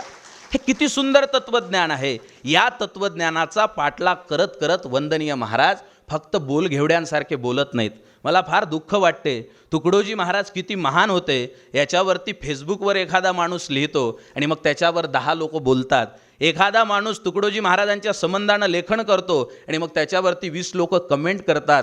पण ते सगळं करत असताना फक्त बोलण्याच्या पलीकडे जाऊन आपण काय कार्य करतो हा आलेखसुद्धा वंदनीय महाराजांच्या चरणी आपण सादर केला पाहिजे. कारण महाराज हे नुसतं बोलत नाहीत. काय करतात महाराज? आमगाव नावाचं छोटंसं गाव, ज्या गावामध्ये जाण्याकरिता रस्ता नसतो आणि कुणीतरी म्हणतो महाराज तुमच्या भजनाचा कार्यक्रम ठेवायचा आहे. महाराज म्हणतात जाण्याला रस्ता नाही, आम्ही त्याची व्यवस्था करू. रात्रभराचा वेळ होतो, 2-4 दिवस निघून जातात, रस्ता तयार होत नाही. कुण्यातरी खेड्यात महाराज जातात आणि मोटर जाऊन थांबते आणि सांगितल्या जाते की पुढे गाडी जात नाही. तेव्हा राष्ट्रविकासाचं अपरिहार्य तत्त्वज्ञान सांगणारा हा महात्मा स्वतःच्या डोक्यावरती टोपली घेतो, हातामध्ये फावडं घेतो आणि जगाच्या इतिहासामध्ये संत हा भजन लिहित असताना मंदिर, गाभारा, घंटी, पूजा, पाती ह्या सगळ्या गोष्टी लिहिताना तुम्हाला दिसेल. पण विश्वामधला हा एकमेव संत महात्मा असा आहे ज्याच्या भजनामध्ये शब्द येतात, फावड़ी टोपली ले ले भाई, टिकास भी तो साथ करो, जिनके घर में गंदा होगा हंसी खुशी से साफ करो, चल चल भाई करे सफाई, कूड़ा कचरा साफ करे, बहुत दिनों का रुका हुआ है मिलकर सुंदर आज करे, सड़ी हुई यह फल और सब्जी कौन दिया है डाल यहाँ, मलमूत्रों को बाहर छोड़ा कौन किया बेहाल यहाँ, समझ नहीं आई है उनको अपने घर का काज करे, बहुत दिनों का रुका हुआ है मिलकर सुंदर आज करे. हे शब्द जरी साधे असले तरी या शब्दांच्या पाठीमागे वंदनीय महाराजांच्या तत्त्वज्ञानाचा गाभा आहे. आता आपल्या देशामध्ये अनेक विद्वान आपल्याला पाहायला भेटतात. फिलॉसॉफीला मांडणारे जाणणारे काही लोक जर या ठिकाणी बसलेले असतील तर ते आम्हाला विचारतात. पुणे विद्यापीठामध्ये मी शिकत असताना एका फार मोठ्या शिक्षण घेतलं की माणसाचा एक प्रॉब्लेम होतो. शिक्षण घेतल्यानंतर माणसामध्ये अशी ऐट निर्माण होते की लोखंडाचा पुतळा तरी वाकेल पण शिक्षण घेणारा माणूस वाकेल की नाही अशी परिस्थिती निर्माण होते. आणि म्हणून मग विद्वान झाला माणूस की त्याला आपलं जेवढं शिक्षण आहे या शिक्षणात संपूर्ण विश्वाचं ज्ञान साठवलेलं आहे, याच्या पलीकडे काहीच नाही असा अहमगंड निर्माण होतो. मला एक जण विचारायला लागला, अरे काय हे म्हणता घडी घडी मनी तुझे नाम जपावेन, याच्यात काय तत्त्वज्ञान आहे? आणि काय तुम्ही सांगता ग्रामगीता, हे ग्रामगीता म्हणजे काय? गाव झाडा रस्ते साफ करा, याच्यात कुठलं तत्त्वज्ञान आहे? फिलॉसॉफीचे अभ्यासक असणारे लोक त्यांना असं जेव्हा वाटते किंवा संशोधन करणारे लोक त्यांना जेव्हा असं वाटते तेव्हा आमच्यासारख्या जबाबदार व्यक्तीनं वंदनीय महाराजांच्या तत्त्वज्ञानाचा काय बेस होता हे समाजापुढे मांडलं पाहिजे. पण दुर्दैवानं असं झालं, भगवी टोपी घालणाऱ्याला चांगल्या साफसुथऱ्या कपड्यामध्ये असणारा माणूस हा तुकडोजी महाराजांचा शत्रूच आहे की काय असं वाटायला लागलं. आणि जो चांगल्या कपड्यांमध्ये आहे, चांगल्या विचारामध्ये वावरतो आहे, त्याला भगवी टोपी घालणारा माणूस म्हणजे येडपड आहे की काय असं वाटायला लागलं. म्हणून याच्याकडचा अनुभव आणि त्याच्याकडचं तत्त्वज्ञान या दोन्हीचा मेळ बसेनासा झाला. मी अनेक ठिकाणी जातो. राष्ट्रीय विज्ञान दिनाला मी इस्रोचे जो विभाग आहे मुंबईला वाशीमध्ये ब्रिट नावाची संस्था आहे, तिथं 450 शास्त्रज्ञांसमोर बोललो. आतमध्ये एंट्री द्यायला तयार नव्हते. मला म्हणे महाराज बाकीचे सगळे शास्त्रज्ञ आम्हाला समजले पण हे लुंगीवाल्याला कशाला का बोलावलं? एवढ्या चांगल्या कार्यक्रमात तुमचं काय काम आहे?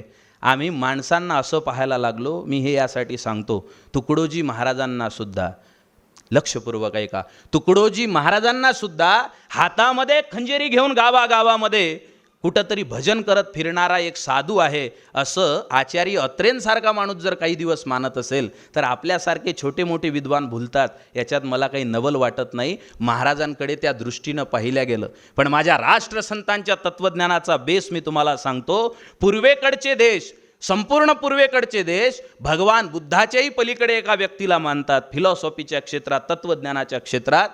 त्या व्यक्तीचं नाव आहे कन्फ्युशियस.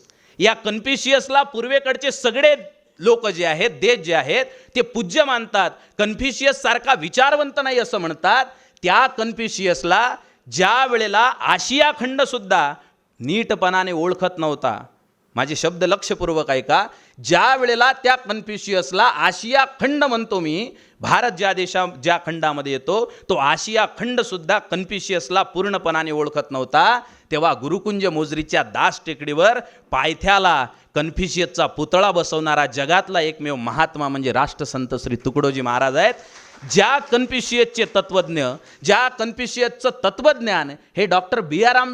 आंबेडकरांसारखे विद्वान कोट करतात. बाबासाहेब आयुष्यभर एक वाक्य बोलत होते. बाबासाहेब आंबेडकर, ते वाक्य असं होतं की मला जर कोणी 2 नाणे दिले तर मी एका नाण्याचं गुलाबाचं फूल विकत घेईल आणि एका नाण्याचं पुस्तक विकत घेईल, कारण एका नाण्याची भाकरी विकत घेईल आणि एका नाण्याचं पुस्तक विकत घेईल, कारण की भाकरी मला पोटाला चांगलं ठेवेल, मला जगवेल, पण कसं जगावं हे मात्र मला दुसऱ्या आण्यानं घेतलेली वस्तू शिकवल्याशिवाय राहणार नाही.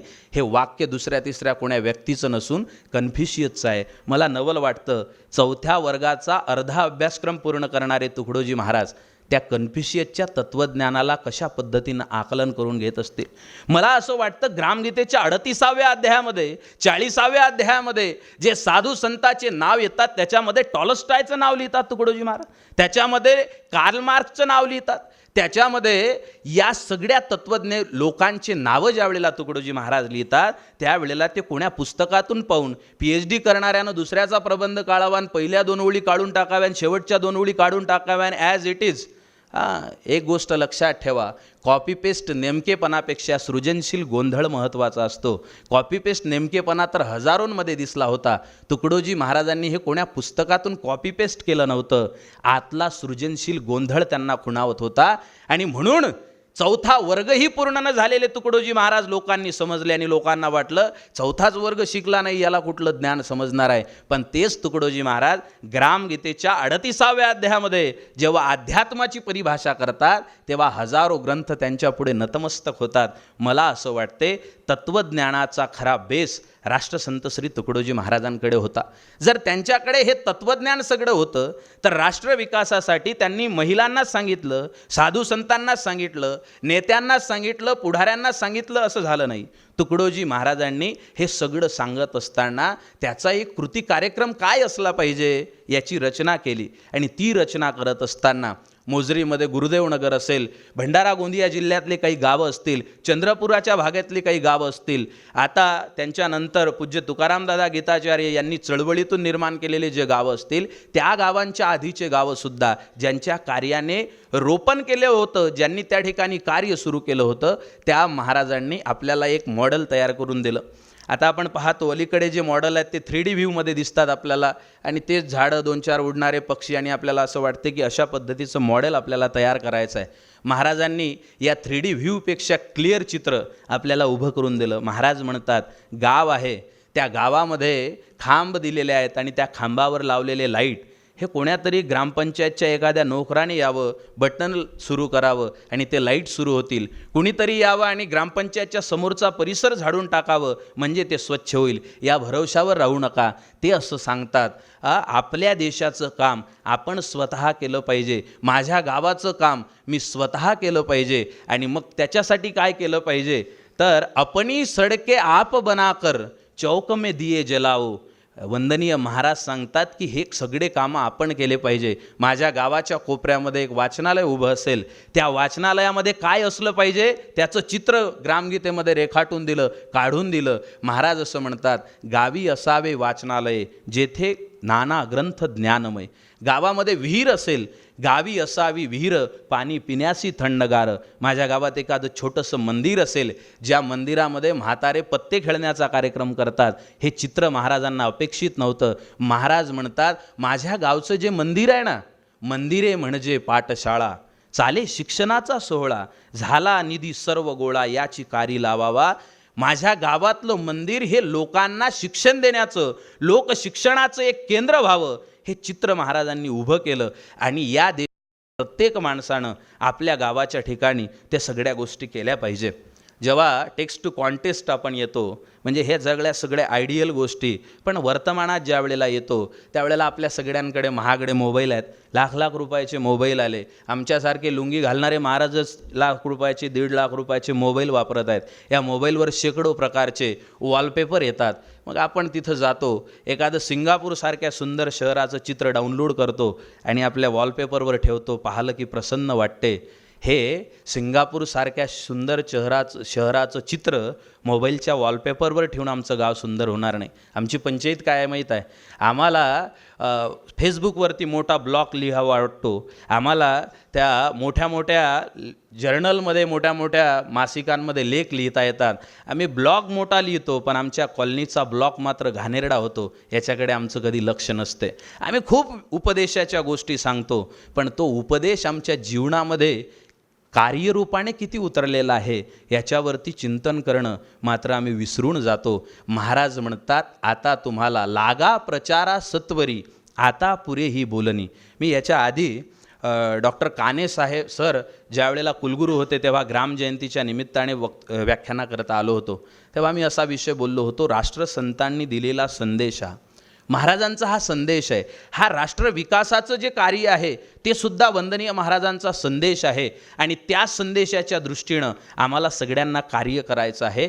ते कार्य करत असताना महाराज म्हणतात 3 गोष्टी अत्यंत महत्त्वाच्या आहेत, ज्या त्यांच्या ग्रामगीतेमधून, त्यांच्या तत्त्वज्ञानातून, साहित्यामधून आपल्या निदर्शनास येतात. त्यातली पहिली गोष्ट अशी आहे की माणूस म्हणून माझं वर्तन काय आहे. मगाशी मी जे सांगत होतो, महाराज म्हणतात कॅरेक्टर बिल्डिंगशिवाय, त्याच्याशिवाय आपण काहीच निर्माण करू शकत नाही. एक एक माणूस स्वतःचं जीवन जसं जसं सुधारू लागेल तशा तशा पद्धतीनं बदल व्हायला लागेल. मी माणूस म्हणून काय करू शकतो. महाराज म्हणतात राष्ट्रावरती आर्थिक आपत्ती आली असेल तर त्यानं कमीत कमी खर्चामध्ये जगणं शिकलं पाहिजे. महाराज म्हणतात त्याच्याकडे जर निधी उपलब्ध असेल विपुल प्रमाणात पण माणसं जर त्याच्याकडे कमी असतील गावाच्या देशाच्या विकासासाठी तर त्यानं आपले श्रम या देशासाठी राष्ट्रासाठी खर्ची घातले पाहिजे. हे सगळं तेव्हा करेल तो जेव्हा तो स्वतःचं चारित्र्य निर्माण करेल. आता चारित्र्य निर्मिती म्हणजे नेमकं काय. स्वामी विवेकानंद असं म्हणाले होते की चारित्र्य हे माणसाचा सर्वात मौल्यवान असा दागिना आहे पण त्याचा शोध माणसाला आयुष्यभर लागत नाही. महाराज म्हणतात त्या चारित्र्याची निर्मिती करणं म्हणजे काय. ग्रामगीतेच्या एकाच ओवीत सांगितलं आणि मला सांगताना आनंद होतो. आता लोक दिवसाला 10,000 रुपये चार्ज करून व्यक्तिमत्वाचे विकासाचे मोठे मोठे कार्यशाळा घेतात, मोठे मोठे कार्यक्रम घेतात. 30,000 रुपये देऊन 3 दिवसाचा लँड फोरमचा कोर्स करावा लागतो, अजून कोणत्या गोष्टी कराव्या लागतात. वंदनीय महाराजांनी व्यक्तिमत्व विकास नावाची गोष्ट एकाच वाक्यात सांगितली, एका ओवीत सांगितली. महाराज असं म्हणतात, मनुष्य निरोगी सात्विक बनावा, त्यास व्यसनाचा उपद्रव नसावा, त्याचा व्यवहार त्रासदायी न व्हावा कोणासही.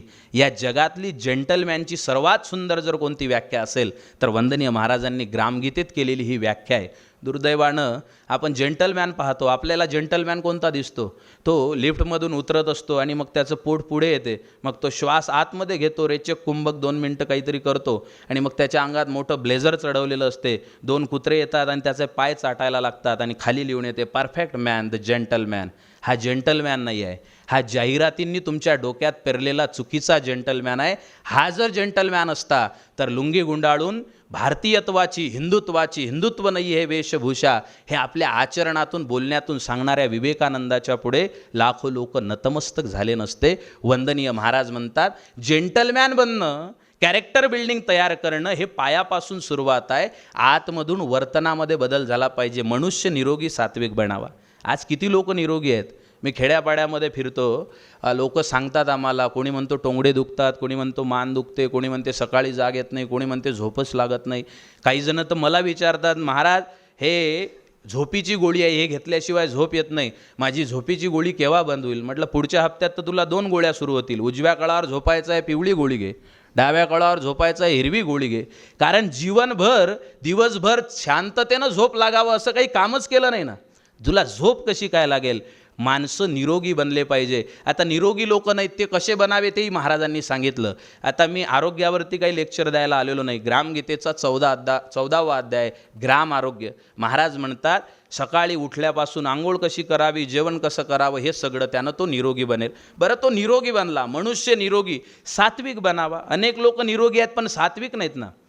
सात्विकता हे त्याच्या वागण्या बोलण्यातून लोकांच्या करता चांगली त्याला वाटलं पाहिजे, लोकांना त्याच्याकडे पाहून चांगलं वाटलं पाहिजे. मनुष्य निरोगी सात्विक बनावा, त्यास व्यसनाचा उपद्रव नसावा. आज आपण पाहतो आपल्या घरातला 25 वर्षाचा मुलगा हा किती व्यसनांनी त्या ठिकाणी पछाडलेला आहे. मी इंटरनॅशनल हॉस्टेलमध्ये राहायला होतो. एवढी 4-5 फुटाची डस्टबिन रिकामी येत होती आणि दुसऱ्या दिवशी सकाळी त्या सगळ्या डस्टबिनमध्ये वेगवेगळ्या पद्धतीच्या मादक द्रव्यांच्या रिकाम्या बाटल्या एका रात्रीमध्ये 5 फुटाची डस्टबिन भरून जायची. हे इंटरनॅशनल हॉस्टेलमध्ये शिकणारे पोरं आहेत, हे MSc करणारे मुलं आहेत. हे M.Com करणारे मुलं आहेत, हे PhD करणारे मुलं आहेत, हे MPhil करणारे मुलं आहेत, आणि ज्या दिवशी यांच्याकडचा पैसा संपून जातो त्यावेळेला रुमालावरती व्हाईटनर टाकून त्याच्यापासून सुद्धा नशा करता येईल का असे मार्ग हे शोधायला लागतात. तेव्हा माझ्या राष्ट्रसंतांचे शब्द अंगावरती शहारा उभा करतात, तेव्हा राष्ट्रसंतांचे शब्द काळजाला ओढून काढतात, तेव्हा राष्ट्रसंतांचे शब्द माणसाला हलवतात आणि ते राष्ट्रसंत सांगतात, अरे राष्ट्र जागवा जागृत व्हा तरुणांनो, वीरवृत्तीचा दिवा उजळवा जागृत व्हा तरुणांनो, धर्मनीती ही दलित दलापरी भारत भूची झाली, भक्ती मुक्तीचे सोंग वाढले दुर्बलता उरी आली. त्या राष्ट्रसंतांच्या भजनामध्ये मी बारीक निरीक्षण करणार आहो, एक एक शब्द वाचून त्याचा सार तुमच्या पुढे सांगतो. महाराजांनी आपल्या भजनामध्ये, अभंगामध्ये, साहित्यामध्ये सगळ्यात जास्त जर कोणते शब्द वापरले असतील तर ते शब्द वापरले मित्रांनो, मित्रा, दोस्ता. हे शब्द वापरत असताना वंदनीय महाराज का मित्रांनो म्हणतात वारंवार, वंदनीय महाराज का दोस्तांनो म्हणतात वारंवार, वंदनीय महाराज भावांनो का म्हणतात वारंवार? कारण वंदनीय महाराजांना माहीत होतं या देशातले युवक, ज्या युवकांच्या शक्तीला व्यसन नावाच्या गोष्टीनं त्या ठिकाणी नेस्तानाभूत केलेला आहे आणि उरलेली शक्ती चुकीच्या ठिकाणी वापरल्या जात आहे. तो पाश्चिमात्य विचारवंत असणारा एक कवी असा म्हणतो की I am not useless, I am useless, I am not careless, I am careless. हे या देशातले तरुण पोरं बेकाम झालेले नाही आहेत, त्यांचा काम कुठं करून घ्यावं, त्यांचा उपयोग कुठं करून घ्यावा याची अक्कल आम्हाला उरलेली नाही आहे. या देशातले जे मुलं आहेत ते निष्काळजी नाही आहेत, पण त्यांची काळजी व्यवस्थित कशी घ्यावी याचा विवेक आम्ही हरवून बसलेला आहो. त्या तरुणांना महाराज म्हणतात हे व्यसन सोडले पाहिजे. तुम्हाला ऐकताना आश्चर्य वाटेल, 7 दिवसातले 3 तास हे सर्वे केलेलं आहे माझ्या खिशातल्या गोष्टीने. 7 दिवसात मधले 3 तास या देशातल्या 23 ते 30 वयोगटातल्या मुलांचे कुठं खर्च होत आहेत. 3 तास दर आठवड्याचे कटिंगवाल्याच्या सलूनमध्ये, त्या सलूनमध्ये त्याचे खर्च होतात. ते कशासाठी होतात माहीत आहे का? खालचे काढा, वरचे ठेवा, 2 एकर नांगरा, 2 एकर तसंच उभं ठेवा. आणि त्याला असं वाटते की ही केशभूषा, ही वेशभूषा म्हणजे माझ्या जीवनाचं अल्टिमेट गोल आहे. मी कशानं सुंदर दिसेल तर माझी व्यवस्थित कटिंग असली पाहिजे, व्यवस्थित सगळं असलं पाहिजे. हे त्याला हे लागलेलं व्यसन आहे. कदाचित हे तंबाखूपेक्षा सुद्धा, तंबाखू, जर्दा जे काही असेल याच्यापेक्षा सुद्धा जास्त घातक होईल. याने झालं काय, त्या देशातल्या महत्त्वाच्या संसाधनाचं लक्ष हे त्याच्या बाह्य वर्तनावर केंद्रित झालं आणि अंतरामध्ये बदल करायचा असतो. कॅरेक्टर बिल्डिंग हे अंतकरणातून सुरू होते, याचा विसर त्याला पडलेला आहे. आणि म्हणून आपण पहा, कॉलेजच्या कट्ट्यावर पोरं बसलेली दिसतील, सिगारेटचे वर्तुळं काढणारे मुलं तुम्हाला दिसतील, आयुष्याला सट्ट्यावर लावणारे पोरं तुम्हाला दिसतील. आणि ज्या देशात या भारतात बंधुभाव नित्य वसुदे हे एवढे सुंदर शब्द म्हणायला आहेत, त्याही देशातले पोरं एक्सक्यूज मी मेरा दिल तुझ पे फिदा है रे असं म्हणणारे दिसतील. ज्याच्या घरात प्यायला पाणी नाही, मी जबाबदारीनं बोलतो, हा विनोदाचा विषय नाही, ज्याच्या घरात प्यायला पाणी नाही त्याची आई डोक्यावरती गुंड घेते, मोठा हांडा घेते आणि पाणी भरायला जाते. त्या घरातलं पोरगं उलटे बोटं करून आज ब्ल्यू है पाणी पाणी म्हणते, त्याच्या घरात प्यायलाच पाणी नाही. ज्या देशाला या देशातल्या तरुणांनी उचलून धरायला पाहिजे होतं, त्याच देशातल्या 25 वर्षाच्या पोराला 65 वर्षाचा बाप खांदा देतो. त्या बापाच्या खांद्याला जगातल्या 10 क्विंटल वजनाचं एवढं ओझं होत नसेल जेवढं आपल्या तरुण पोराच्या प्रेताचं ओझं होते. त्या बापावरती काय दिवस आले असतील. महाराजांचं तत्त्वज्ञान या देशातल्या तरुणाला त्याच्यातून बाहेर काढू शकते. महाराज म्हणतात, प्राणाविन जणू देह दिसावा, महाली जणू कधी दीप नसावा, तसेच झाले तुझ विन जग हे, हर्ष नसे कोणात, उठ रे उठ तरुणा देहात, झाला गर्क कसा व्यसनात. तो व्यसनापासून दूर गेला पाहिजे. इथं बसलेले सगळे आपण सुज्ञ आहात. मला असं वाटत नाही की ते पोरं व्यसन करणं बाहेरून शिकले, ते आपल्याच घराच्या आजूबाजूला कुठं व्यसन करताना पाहतात. आणि बापसुद्धा फार मोठा शिकलेला असतो तरी पोराच्या पुढे जर सिगारेट ओढत असेल, मुलाच्या पुढे जर असं वर्तन करत असेल तर यद्यता आचरती श्रेष्ठ तत्त देवे तरोजना, सयत प्रमाण कुर्ते लोकस्त तदुणू वर्तते. तो पोरगा एथ वडील जे करती तया नाम धर्म ठेविती, या न्यायाने व्यसनाधीन झाल्याशिवाय राहणार नाही. त्या व्यसनातून त्याला बाहेर काढायचं असेल काय केलं पाहिजे? महाराजांच्या साहित्यामध्येच उत्तर आहे. महाराज असं म्हणतात, बालपणीच भोगी तारुण्याला जन्म गेला दुःखी मग, इथून त्याला थांबवा. पोराचं वय जसं वाढायला लागलं, मुलाचे वय जसजसे वाढे त्याच्यावरती लक्ष केंद्रित करायला शिका. दुर्दैव असं झालं, मी 7-8 वर्ष पुण्याला राहत होतो, माणसांना 2-2 लाख पगार झाला, 2 लाख पगाराचा व्यक्ती आहे, 1.5 लाख पगाराची त्याची पत्नी आहे, दोघां मिळून 3.5 लाख होतात. म्हणून पैशाची काही नुपर नाही आहे, काही वानवा नाही आहे. म्हणून 3.5 लाखामधले 50,000 ते एका चांगल्या स्त्रीला देतात आणि तिला सांगतात की आम्ही दोघंही फार बिझी आहोत, आय हॅव नो टाईम, आणि म्हणून हे 50,000 तुझ्याकडे दर महिन्याला ठेव, पण आमच्या पोराला सांभाळण्याचं काम तू कर. मग ती पोरगी साहेब आणि साहेबीन त्या सगळ्या मॅडम सर जाईपर्यंत व्यवस्थित त्याला वागवते आणि त्याच्यानंतर मग ते आपला मोबाईल हातात घेते, मुलगाही आपला मोबाईल हातात घेते आणि मोबाईल आणि बाईल याच्यामध्ये त्याच्या आयुष्याचा सत्यानाश होते. आज दुर्दैवानं शहराचं हे दृश्य आहे. म्हणून बंगले 2.5 कोटी रुपयाचे आहेत, बंगले 4 कोटी रुपयाचे आहेत, पण बंगल्यातला म्हातारा त्या काचामधून पाहतो. मी एकाला विचारलं, म्हटलं असे का पाहता? म्हणे माझे दोन्ही मुलं परदेशात शिकायला आहेत. म्हटलं तुम्ही का असे बसले? म्हणे तो तिकडून केअरटेकरला जो आहे, केअरटेकरला पगार पाठवतो महिन्याला 70,000 रुपये. तो केअरटेकर येतो, सकाळी लॉक उघडतो, आम्ही दोघं म्हातारा म्हातारी फिरायला येतो. तो सांगतो तिकडे बाजूनं जोरात वाहनं चाललेले आहेत, घराच्या आतमध्ये जा. मग आम्ही आतमध्ये येतो, तो गेटला कुलूप लावतो आणि सांगतो की आतमध्ये बसा, ठीक 4 वाजता मी दरवाजा उघडायला येईल. तो पुन्हा 4 वाजता दरवाजा उघडायला येईल याची वाट आम्ही दिवसभर पाहत राहतो. मित्रांनो, सुख या गोष्टीचं नाव नाही आहे. महाराज म्हणतात या जगात कितीही तत्त्वज्ञ निर्माण होऊ द्या, या जगात कितीही साधनं निर्माण होऊ द्या, राष्ट्रसंतांचे साखर कारखान्यामधले शब्द मी तुम्हाला सांगतो. महाराज असं म्हणतात, विज्ञानानं एक गोळी तयार केली, जी गोळी घेतल्यानंतर माणसाचं बोट तुटून पडलं तर त्याला माहीत पडणार नाही, त्याचं नाव आहे पेन किलर. हे खेळाडू लोक घेतात, बोटाला जखम हो इजा हो त्याला माहीत पडत नाही. महाराज असं म्हणतात ती गोळी विज्ञानानं तयार केली, पण विज्ञानानं अशी गोळी तयार केली का जी गोळी घेतली माणूस सदाचारानं वागणं सुरू करेल. महाराज दुसरं वाक्य असं बोलतात, विज्ञानानं बॉम्ब तयार केला, जो बॉम्ब एखाद्या गावावर टाकला तर अख्खा तालुका बेचिराग करण्याचं सामर्थ्य त्या बॉम्बमध्ये आहे.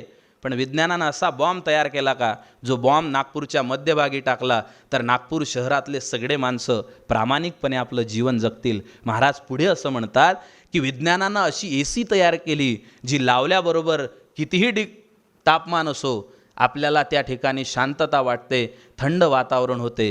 पण अशी AC विज्ञान तयार करू शकलं का ज्या ACमध्ये माणूस बसवला तर कुटुंबामधले हिंसाचाराचे त्याच्या डोक्यातले जे वाईट विचार आहेत ते वाईट विचार शांत होतील. त्या साखर कारखान्यामध्ये बसलेली पब्लिक नकारार्थी मान हलवते आणि म्हणते, नाही महाराज, अशी AC अशी गोळी असा बॉम्ब तयार झाला नाही.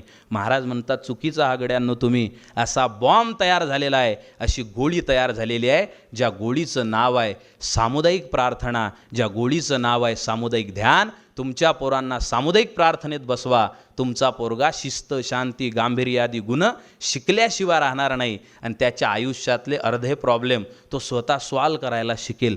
मला असं वाटते वंदनीय महाराजांनी हे दिशा देत असताना सांगतात, आपल्या चरित्राला निर्माण करण्यासाठी तो व्यसनाधीन नसला पाहिजे, निरोगी असला पाहिजे, सात्विक असला पाहिजे. आणि पुढे सांगतात, मनुष्य निरोगी सात्विक बनावा, त्यास व्यसनाचा उपद्रव नसावा, त्याचा व्यवहार त्रासदायी न व्हावा कोणासही.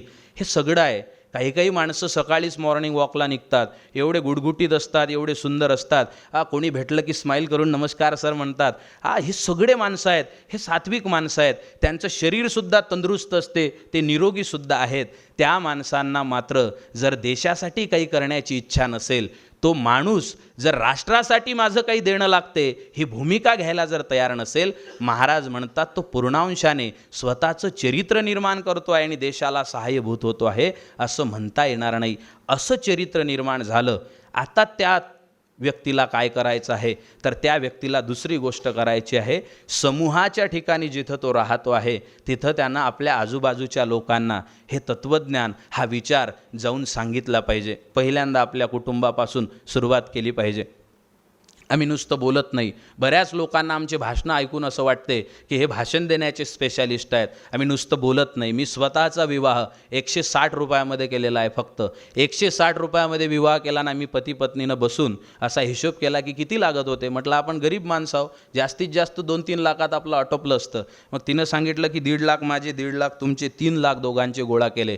आणि 3 लाखाच्या निधीमधून ज्या दिवशी लग्न झालं त्या दिवसापासून आई वडील नसणाऱ्या 4 वर्षाच्या एका मुलाची आयुष्यभराची जबाबदारी स्वीकारली. मला असं वाटते ही छोटी गोष्ट आहे. माझ्या माझ्या स्तुतीसाठी हे मी सांगत नाही आहे, माझ्यापेक्षा मोठं कार्य करणारे इथं बसलेले असतील, हे सुटी गोष्ट आहे, पण ही गोष्ट आपण आपल्या आजूबाजूच्या लोकांसाठी करू शकतो. करोडो रुपयाचं अन्न जिथं नासाडी होते त्या ठिकाणचे माणसं समाज सुधारणेच्या गोष्टी करतात. आणि गावी दिवाळीचा सण आला परंतु पाहावा कुणी राहिला भुकेला घरी, असं म्हणणाऱ्या तुकडोजी महाराजांच्या विदर्भामध्ये शेजारचा माणूस भुकेने व्याकुळ होतो. ज्या देशामध्ये मजारीवरती चादरं चढवल्या जातात, चढ़ती थी उस मजार पर चादरे बेशुमार और बाहर बैठा एक फकीर ठंड से मर गया, चादरी चढवल्या जातात पण थंडीनं मात्र जिवंत जातिवंत असणारा फकीर कुडकुडून जर मरत असेल तर आम्ही कोणती भक्ती करतो आहे. आमच्या देवांवरती दुधाचे अभिषेक केल्या जातात. आता नवीन नवीन येत आहे, मला त्या प्रकरणावरती बोलायचं नाही आहे. त्या मंदिरामध्ये जाऊन आम्ही अभिषेक करायला लागलेला आहो, पण ज्या देशामध्ये साधं दूध तान्ह्या पोरांना भेटत नाही, चंद्र मागतला नव्हता अर्धी भाकर पोटाले, गोठ अमृताची नव्हती दूध तानुल्या होटाले.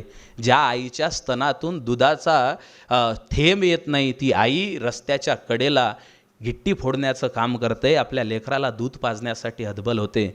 त्या देशामध्ये एसीच्या खोलीत बसून तत्त्वज्ञानाच्या गोष्टी करून काही होत नाही, तर खेड्यापाड्यामध्ये जाऊन गरिबाचे लेकरं आपल्या काखेत उचलायचे असतात. हे वर्तनातून सांगणाऱ्या राष्ट्रसंत तुकडोजी महाराजांची आज समाजाला गरज आहे. आपण सगळेजण सुज्ञ अशा पद्धतीचे विचारवंत असे लोक आहात. मला असं वाटते तुकडोजी महाराजांचा हा विचार आपल्याला समूहासाठी जगणं शिकवते. तुमचा कोणताही उपक्रम असू द्या, एक छोटा वाढदिवस करतो आम्ही, त्या वाढदिवसाला कुठं साजरं केलं पाहिजे, आणि तेही साजरं करत असताना त्या लोकांना देण्याची घाई कमी असते आणि फोटो काढण्याची घाई जास्त असते. मला असं वाटते समाजाला आपण काय देतो याच्यावरती समाज निर्माण होत असतो, उभा राहत असतो, आणि त्या दृष्टीनं कार्य करणं गरजेचं आहे. महाराज म्हणतात समूहासाठी प्रत्येकाला झटावं लागेल. त्यांच्या एका भजनात ते असं म्हणतात, आपण आपुल्यासाठी नसून जगू मरू समूहासाठी, समूहाचे कल्याण जिथे खरी शांती अपुल्याच दिटी, हे न जयाला कळले त्याचा जन्म फुका गेला, विचारा जाऊनी शहाण्याला. समूहासाठी काम करावं. नेता असेल त्याच्या समूहासाठी त्यानं काम केलं पाहिजे, एखादा शिक्षक असेल त्याच्या समूहासाठी काम त्यानं केलं पाहिजे. आणि या सगळ्यांना आचारसंहिता महाराजांनी दिली. कोणती दिली? त्यांचे प्रसिद्ध वचन आहेत, साधू असावे पण कोणते? भगवे कपडे घालून लोकांना त्या ठिकाणी त्यांची पिळवणूक करणारे नाही. साधू असावे, समाजाला योग्य दिशा देणारे. या देशामध्ये पुढारी असावे, महाराजांचं वाक्य आहे, पण ते सर्वांना सोबत घेऊन चालणारे. या देशामध्ये तत्त्वज्ञ असावे, पण लोकांच्या हिताचं तत्त्वज्ञान सांगणारे. या देशामध्ये कवी असावे, पण राष्ट्र गुणगान गाणारे. या सगळ्यांनी आपापल्या समूहाची जबाबदारी पार पाडली पाहिजे. त्यावेळेला तो नेता असेल, शिक्षक असेल, विद्यार्थी असेल, सामान्य नागरिक असेल, आपल्या देशासाठी काम करेल आणि त्यावेळेला चित्र उभं राहील, ते सुंदर चित्र असेल. महाराज म्हणतात त्यानं समूहाची जबाबदारी पार पाडली. तिसऱ्या टप्प्यावरती त्याला एक महत्त्वाचं काम करायचं आहे. ते साधनं ज्यानं वापरले, त्या समूहासाठी जे कार्य केलं, त्या कार्यातून राष्ट्रासाठी जे काही निर्माण झालं असेल, त्या राष्ट्रासाठी निर्माण झालेल्या नवनिर्माण कार्याची प्रेरणा सतत तेवत राहावी, याच्याकरता प्रबोधन केलं पाहिजे. ही राष्ट्रसंत व्याख्यानमाला विद्यापीठाचा एक प्रोटोकॉल असू नये, त्याच्यातून काही निर्मिती व्हावी, याकरता या मंडळींची तळमळ आहे. आणि ते निर्मिती, हे प्रबोधन म्हणजे काय आहे, येथून प्रेरणा घेण्याकरता, कार्याची प्रेरणा घेण्याकरता हा वस्तुपाठ असतो. ते ज्या वेळेला होईल त्यावेळेला एक फार सुंदर अशा पद्धतीचं चित्र उभं राहील. वंदनीय महाराजांनी आयुष्यभर हीच प्रेरणा केली. अनेक दाखले, अनेक उदाहरणं महाराजांच्या जीवनातले आहेत. आपल्याकडे कॉलेजचे सगळे लेक्चर 45 मिनिटाचेच आहेत. का आहेत 45 मिनिटाचे? मी सिनियर कॉलेजचा जॉब सोडणारा माणूस आहो. मी 1.5-2 लाखावर असतो आता. मी जॉब सोडणारा व्यक्ती आहो. मी त्याच्यावरती चिंतन केलं, 45 मिनिटाचे काय आहेत. वरिष्ठांना विचारलं. आमचे एक सर असं म्हणाले की विज्ञान सांगते 45 मिनटं झाले की माणसाचा मेंदू काही ऐकून त्याला साठवून घेण्याच्या स्थितीमध्ये राहत नाही, त्याला रिफ्रेशमेंट पाहिजे. आणि म्हणून सुज्ञ प्राध्यापकानं, सुज्ञ वक्त्यानं 45 मिनिटानंतर बोलणं म्हणजे ऐकणाऱ्याचा जीव घेतल्यासारखं आहे. मी ते पाप करू इच्छित नाही. आपण सगळ्यांनी मला शांततेत ऐकून घेतलं. वंदनीय महाराज फार व्यापक विचार आहेत. वंदनीय महाराज हे जगण्याचं तत्त्वज्ञान आहे. ते राष्ट्राला सालंकृत करणारं, त्याचं शरीर सजवणारं तत्त्वज्ञान नाही, त्याला मजबूत करणारं तत्त्वज्ञान आहे. आणि यासाठी आपण सगळे झटतात. पब्लिकमध्ये बसलेले आमचे अनेक जीवस्य या ठिकाणी दिसत आहेत. आमचे प्रमोदजी पठाळे आहेत, आमचे मेहरदादा आहेत, आमचे निनादजी आहेत, ज्ञानेश्वरजी आहेत. या सगळ्या मंडळींसहित आपण सर्वांनी मला ऐकून घेतलं. या विद्यापीठीय कक्षेमध्ये येणारे जे कार्यक्रम असतात त्याला एका गोष्टीला सगळ्या तंतोतंत नियमावली असते, त्याप्रमाणे आपण सगळ्यांनी मला या ठिकाणी बोलावलं, माझा सत्कार समारंभ केला. अजून 3.5 मिनटं माझे बाकी आहेत. आपल्या सर्वांना खूप खूप धन्यवाद देतो. आपल्या सगळ्यांनी वंदनीय महाराज एक वेळ पाहावे. मला दुःखानं सांगावं वाटते, मी गुरुकुंज मोजरीलाही काम करतो, आता मोठी जबाबदारी माझ्यावर आहे, मी सगळीकडे काम करतो. पण दुर्दैवाची गोष्ट अशी आहे, ज्याच्या नावापुढे ग्रामगीताचार्य लिहिलेलं असते त्याला ग्रामगीतेच्या किती अध्यायामध्ये किती ओव्या आहेत हे सांगता येत नाही. ज्याच्या नावापुढे युवा प्रबोधनकार, राष्ट्रीय प्रबोधनकार लिहिलेलं असते तो ग्रामगीतेची एक ओवी धड म्हणत नाही. ज्याला महत्त्वाची जबाबदारी दिलेली असते की हे महाराजांच्या साहित्यात फार मोठं काम करणारे आहेत, हे काहीतरी चांगलं सांगतील, तो मात्र पुन्हा कॉपी पेस्ट नेमकेपणावर जर येत असेल तर सगळ्यांनी विचार केला पाहिजे. कार्यकर्ते त्यांचं काम करत आहेत, गावातल्या साध्या माणसाला सांगायची गरज नाही, तो त्याचं काम निश्चितपणे करत आहे. आमचे प्रमोददादा आहेत, साधा व्यक्ती आहे, पैसे नाही आहेत जास्त, पण आपल्या व्यवसायातून भेटलेल्या पैशातून विमानतळावर जर कोणता नवीन व्यक्ती दिसत असेल तर त्याला इंग्लिश बोलणारा असेल तर त्याला इंग्लिशची ग्रामगीता देतात. मला असं वाटते ही सध्याची सगळ्यात मोठी देवपूजा आहे. आपण सगळ्या मंडळींनी या पद्धतीनं आपापलं कार्य करावं. आपल्या सगळ्यांना खूप खूप धन्यवाद. विचारपीठाची रजा घेताना वंदनीय महाराजांचे शब्द, निघू दे दिवस मंगल तो बघा या भारतात उजला, जाताना माझ्या वाणीला विराम देताना एवढंच म्हणेल, मैं मुर्दों का हरदम साथी हूँ, मुझसे मुर्दे मिलते हैं. मैं मुर्दों का हरदम साथी, मुझसे मुर्दे मिलते हैं. जब जब मैं अंगार बोलूँ तो जले हुए भी जलते हैं. दोस्तों तुम मेरा इतना सा काम करवा लेना, दोस्तों तुम मेरा इतना सा काम करवा लेना, एक दिया जलवा कर घर को अपने ले जाना. याद रखो ये दुनिया वालों, मैं इस भूमि का बेटा हूँ और देश के खातिर फांसी चढ़ा उस भगत सिंह से छोटा हूँ. धन्यवाद. जय हिंद, जय भारत. देवची पवित्र कायदा त्याचे व्यवस्था सूत्र, देशाप्रती अशा निष्ठेची अपेक्षा राष्ट्रसंतांनी केलेली आहे. देशाला राष्ट्र बनवायचे असेल तर अखिल मानवतेची कास धरली तरच हे शक्य होऊ शकते. मानवी वर्तन हे राष्ट्रविकासाचे मूळ आहे. राष्ट्रसंतांचा उपदेश कार्यरूपाने किती उतरलेला आहे हे आपण सर्वांनीच वारंवार तपासून बघितले पाहिजे, तरच राष्ट्रविकास घडू शकेल. आजचे माननीय वक्ते डॉक्टर प्रशांत ठाकरे यांनी अगदी 45 मिनिटाचं जे लेक्चर असतं त्याचं काटेकोर पालन केलेलं आहे. पण मला इथे एक मी निरीक्षण केलं की त्यांनी हे जे वेळेचं काटेकोर पालन केलेलं आहे तर ते सुद्धा अगदी राष्ट्रसंतांनी वेळेचं जे महत्त्व सांगितलेलं आहे त्यानुसारच केलेलं आहे. कारण त्यांच्या घड्याळाच्या डायलमध्ये राष्ट्रसंतांचा फोटो आहे, म्हणजे वारंवार वेळेचं सुद्धा भान त्यांना राष्ट्रसंत सांगत असावेत असा माझा कयास आहे, मी चुकत नसेल तर. अतिशय सुंदर, अभ्यासपूर्ण आणि उत्तमोत्तम दाखल्यांनी परिपूर्ण असं आपण व्याख्यान इथे सादर केलं आणि आम्हाला उपकृत केलं, त्याबद्दल आपल्याप्रती लक्ष कृतज्ञता व्यक्त करते सर. यानंतर अध्यक्षीय भाषणासाठी मी माननीय कुलगुरू डॉक्टर संजय दुधे यांना आमंत्रित करते.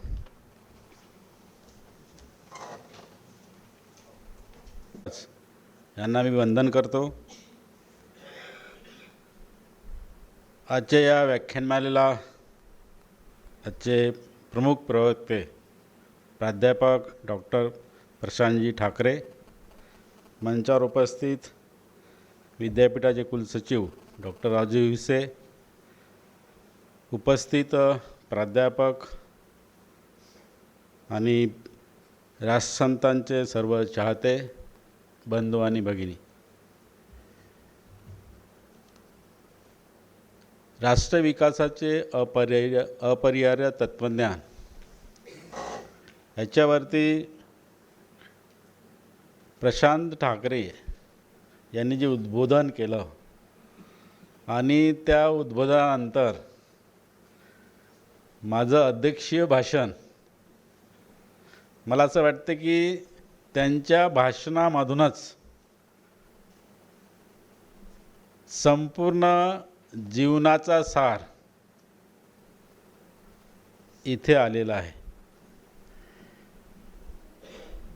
खरं तर आपल्या देशाला जे तत्त्वज्ञान दिलं ते सर्व तत्त्वज्ञान थोर संतांनी, समाजसुधारकांनी आणि थोर तत्वज्ञांनी दिलेलं आहे. आता जे G20मध्ये जी थीम आलेली होती कोणती, वसुधैवम कुटुंबकम, ही जी थीम होती ही आपली 5000 वर्षापूर्वीची थीम आहे.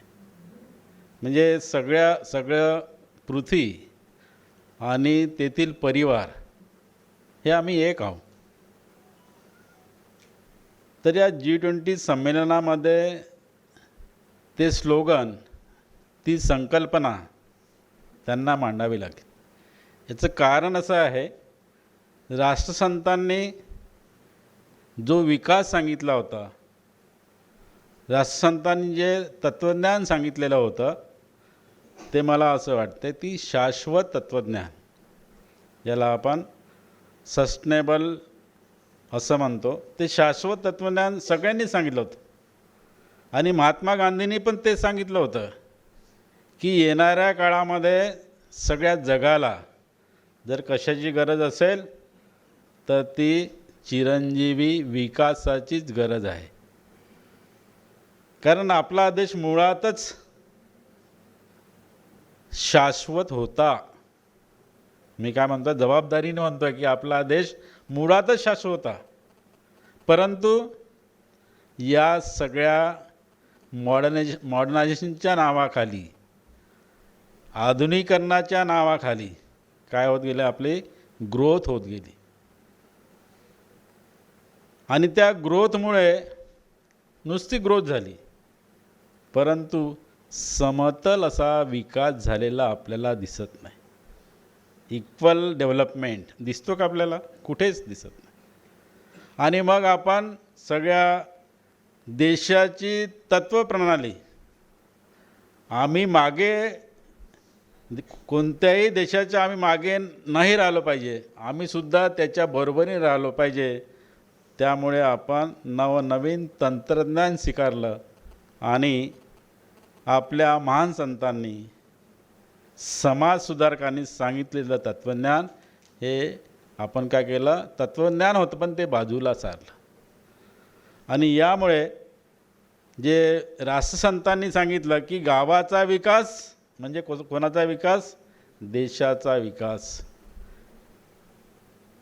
गाव समृद्ध म्हणजे माझं राष्ट्र समृद्ध, गाव समृद्ध म्हणजे माझा देश समृद्ध. ते तत्त्वज्ञान आपण कुठेतरी साईड केलेलं आपल्याला दिसतं. आणि त्यामुळे आता जे आपल्याला समस्या येत आहे, प्रॉब्लेम्स येत आहे, ते त्याच्याचमुळे येतं. आणि म्हणून या सगळ्या गोष्टीमध्ये अभ्यास करत असताना जसं गांधीजींनी सांगितलं होतं की तुम्हाला देशाचा विकास करायचा आहे ना, तर सगळ्या हातांना काम मिळालं पाहिजे. आणि मग सगळ्या हातांना काम मिळालं पाहिजे म्हणून गांधीजींनी चरखा, खादी, नई तालीम या सगळ्या गोष्टी आणल्या होत्या. परंतु आपण या कन्सेप्टचा कधीही देशाच्या विकासामध्ये उपयोग केला नाही. आणि आता आपल्याला ती फळं भोगावी लागत आहे. कधी वाटलं नव्हतं की आपल्या देशामध्ये एवढं पर्यावरण प्रदूषण होईल, वाटलं होतं का? मी तर काल एका कॉलेजच्या याच्यामध्ये म्हणलं की काही दिवसांनी आपल्याला शहरातल्या लोकांना चांगलं वातावरण, ऑक्सिजन मिळाला पाहिजे, त्याच्याकरता गावामध्ये जावं लागेल. तो दिवस येणार आहे, हे लक्षात घ्या. आणि म्हणून राष्ट्रसंतांचं जे तत्त्वज्ञान आहे, ते तत्त्वज्ञान सगळ्या लोकांना चिरंजीवी ठेवणार आहे. जर ते तत्त्वज्ञान जर आपण बाळगलं नाही तर पुन्हा आपल्याला अशा प्रकारचे प्रॉब्लेम येणार आहे की ज्याच्यामुळे आपण त्रस्त राहणार आहोत. आणि तुम्ही बघितलं असेल की आता युएनओमध्ये एक मीटिंग झाली होती की कोणतं राष्ट्र विकसित, की असं राष्ट्र विकसित की ज्याचा GDP ग्रोथ जास्त असेल, तर असं नाही ज्याचा हॅपीनेस इंडेक्स जास्त असेल. ज्या देशाचा हॅपीनेस इंडेक्स जास्त असेल ते राष्ट्र विकसित समजल्या जातं. याचं कारण असं आहे, सगळ्या देशांनी भौतिक विकास केला, पण भौतिक विकासामध्ये त्याला समाधान दिसलं नाही. आणि हे सगळं समाधान कशामध्ये कोणी सांगितलं आहे? आपल्या ग्रामगीतेमध्ये राष्ट्रसंतांनी सांगितलं आहे. आणि म्हणून राष्ट्रसंतांचं इतकं तत्त्वज्ञान आहे की सरांनी जसं म्हणलं की व्यक्तीच्या वर्तनापासून तर आईच्या किचनपर्यंत आणि आईच्या किचनपासून तर मुलांच्या संस्कारापर्यंत हे सगळं तत्त्वज्ञान, गावाचं तत्त्वज्ञान, माझ्या राष्ट्राचं तत्त्वज्ञान कशामध्ये आहे? तर ग्रामगीतेमध्ये आहे. आणि म्हणून सगळ्यांना विनंती केली, अपील केली की राष्ट्रसंतांचं हे तत्त्वज्ञान ज्याला इंग्लिशमध्ये येत असेल तर इंग्लिशमध्ये, ज्याला हिंदीमध्ये येत असेल तर हिंदीमध्ये, आणि ज्याला मराठीमध्ये येत असेल तर मराठीमध्ये छोट्या राष्ट्रसंतांच्या ग्रामगीताच्या पुस्तिका आहे त्या जर पोहोचवल्या तर मला असं वाटतं की राष्ट्रसंतांचं तत्त्वज्ञान आपण सर्वसामान्यपर्यंत पोहोचू.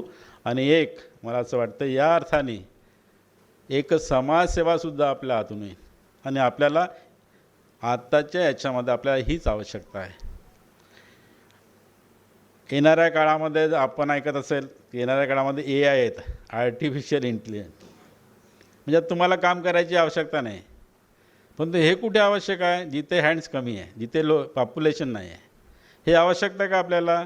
हे राष्ट्रसंतांनी सांगितलं नाही. ते बघा कसं आहेत, पण याचा उपयोग करू नका. पण आपण म्हणल्याने चालणार आहे का? नाही. आणि या गोष्टीमुळे देशाचा जर समुचित विकास पाहिजे असेल, लहानापासून तर मोठ्यापर्यंत विकास पाहिजे असेल, तसं मला वाटतं की राष्ट्रसंतांचं तत्त्वज्ञान हेच आपल्या देशाला तारू शकतं. आणि आजच्या याच्यामध्ये आपल्या व्याख्यानामध्ये ठाकरे सरांनी अतिशय तुलनात्मक मौलिक चिंतन मांडलेलं आहे. आणि त्याबद्दल मी विद्यापीठाच्या वतीने त्यांचे आभार व्यक्त करतो आणि माझ्या शब्दाला विराम देतो. थँक्यू.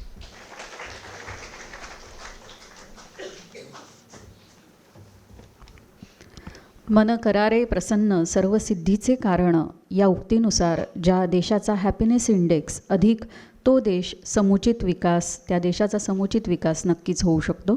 धन्यवाद सर. यानंतर कार्यक्रमाचा शेवटचा टप्पा म्हणजे आभार व्यक्त करणे. यासाठी मी कुलसचिव डॉक्टर राजीव हिवसे यांना आमंत्रित करते. तुकडोजी महाराज यांच्या चरणी वंदन करतो.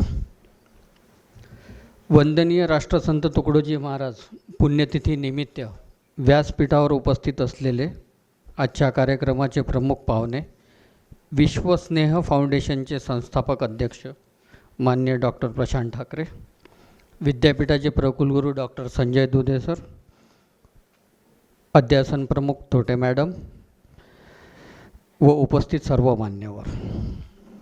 आजच्या वंदनीय राष्ट्रसंत तुकडोजी महाराज पुण्यतिथी निमित्त कार्यक्रमामध्ये विश्वस्नेह फाउंडेशनचे संस्थापक अध्यक्ष माननीय डॉक्टर प्रशांत ठाकरे यांनी राष्ट्र विकासाचे अपरिहार्य तत्त्वज्ञान या विषयावरील आपले विचार मांडण्याकरिता विद्यापीठाचे निमंत्रण स्वीकारून आपल्या सर्वांना वंदनीय राष्ट्रसंतांच्या सुविचारावर मौलिक मार्गदर्शन केले, त्याबद्दल मी त्यांचा मनस्वी आभारी आहे. यासोबतच विद्यापीठाचे सन्माननीय कुलगुरू यांनी आपले विचार मांडत मनोगत व्यक्त करून मार्गदर्शन केल्याबद्दल त्यांचेही आभार मानणे मी माझे कर्तव्य समजतो. विद्यापीठाचे माननीय प्रकुलगुरू डॉक्टर संजय दुधे यांनी आजच्या कार्यक्रमाच्या नियोजनामध्ये मोलाचे सहकार्य करून मार्गदर्शन केल्याबद्दल मी त्यांचाही आभारी आहे. विद्यापीठाचे निमंत्रण स्वीकारून आजच्या वंदनीय राष्ट्रसंत तुकडोजी महाराज पुण्यतिथी कार्यक्रमाला उपस्थित राहिल्याबद्दल विद्यापीठ प्राधिकारिणीचे सदस्य, उपस्थित सर्व प्राचार्य, सर्व संचालक, सर्व अधिष्ठाता, विभाग प्रमुख, शिक्षक, अधिकारी, कर्मचारी, गुरुदेव सेवा मंडळाचे सर्व सदस्य व सर्व निमंत्रित श्रोत्यांचे मी विनम्रपणे आभार व्यक्त करतो. मराठी विभागातील डॉक्टर अमृता इंदुरकर यांनी व्याख्यानमालेचे सूत्रबद्ध संचालन करून आम्हाला सहकार्य केल्याबद्दल मी त्यांचाही मनपूर्वक आभारी आहे. कार्यक्रमाच्या यशस्वी आयोजनासाठी राष्ट्रसंत तुकडोजी महाराज अध्यासन केंद्राच्या अध्यासन प्रमुख डॉक्टर विजयलक्ष्मी थोटे व त्यांचे सर्व सहकारी यांनी परिश्रम घेऊन उत्तम व्यवस्था केल्याबद्दल मी त्यांचाही सुद्धा हार्दिक आभारी आहे. कार्यक्रमाच्या आयोजनाकरिता प्रत्यक्ष अप्रत्यक्षरित्या ज्यांनी सहयोग दिला त्या सर्वांप्रती मी शतशः ऋणी आहे. धन्यवाद.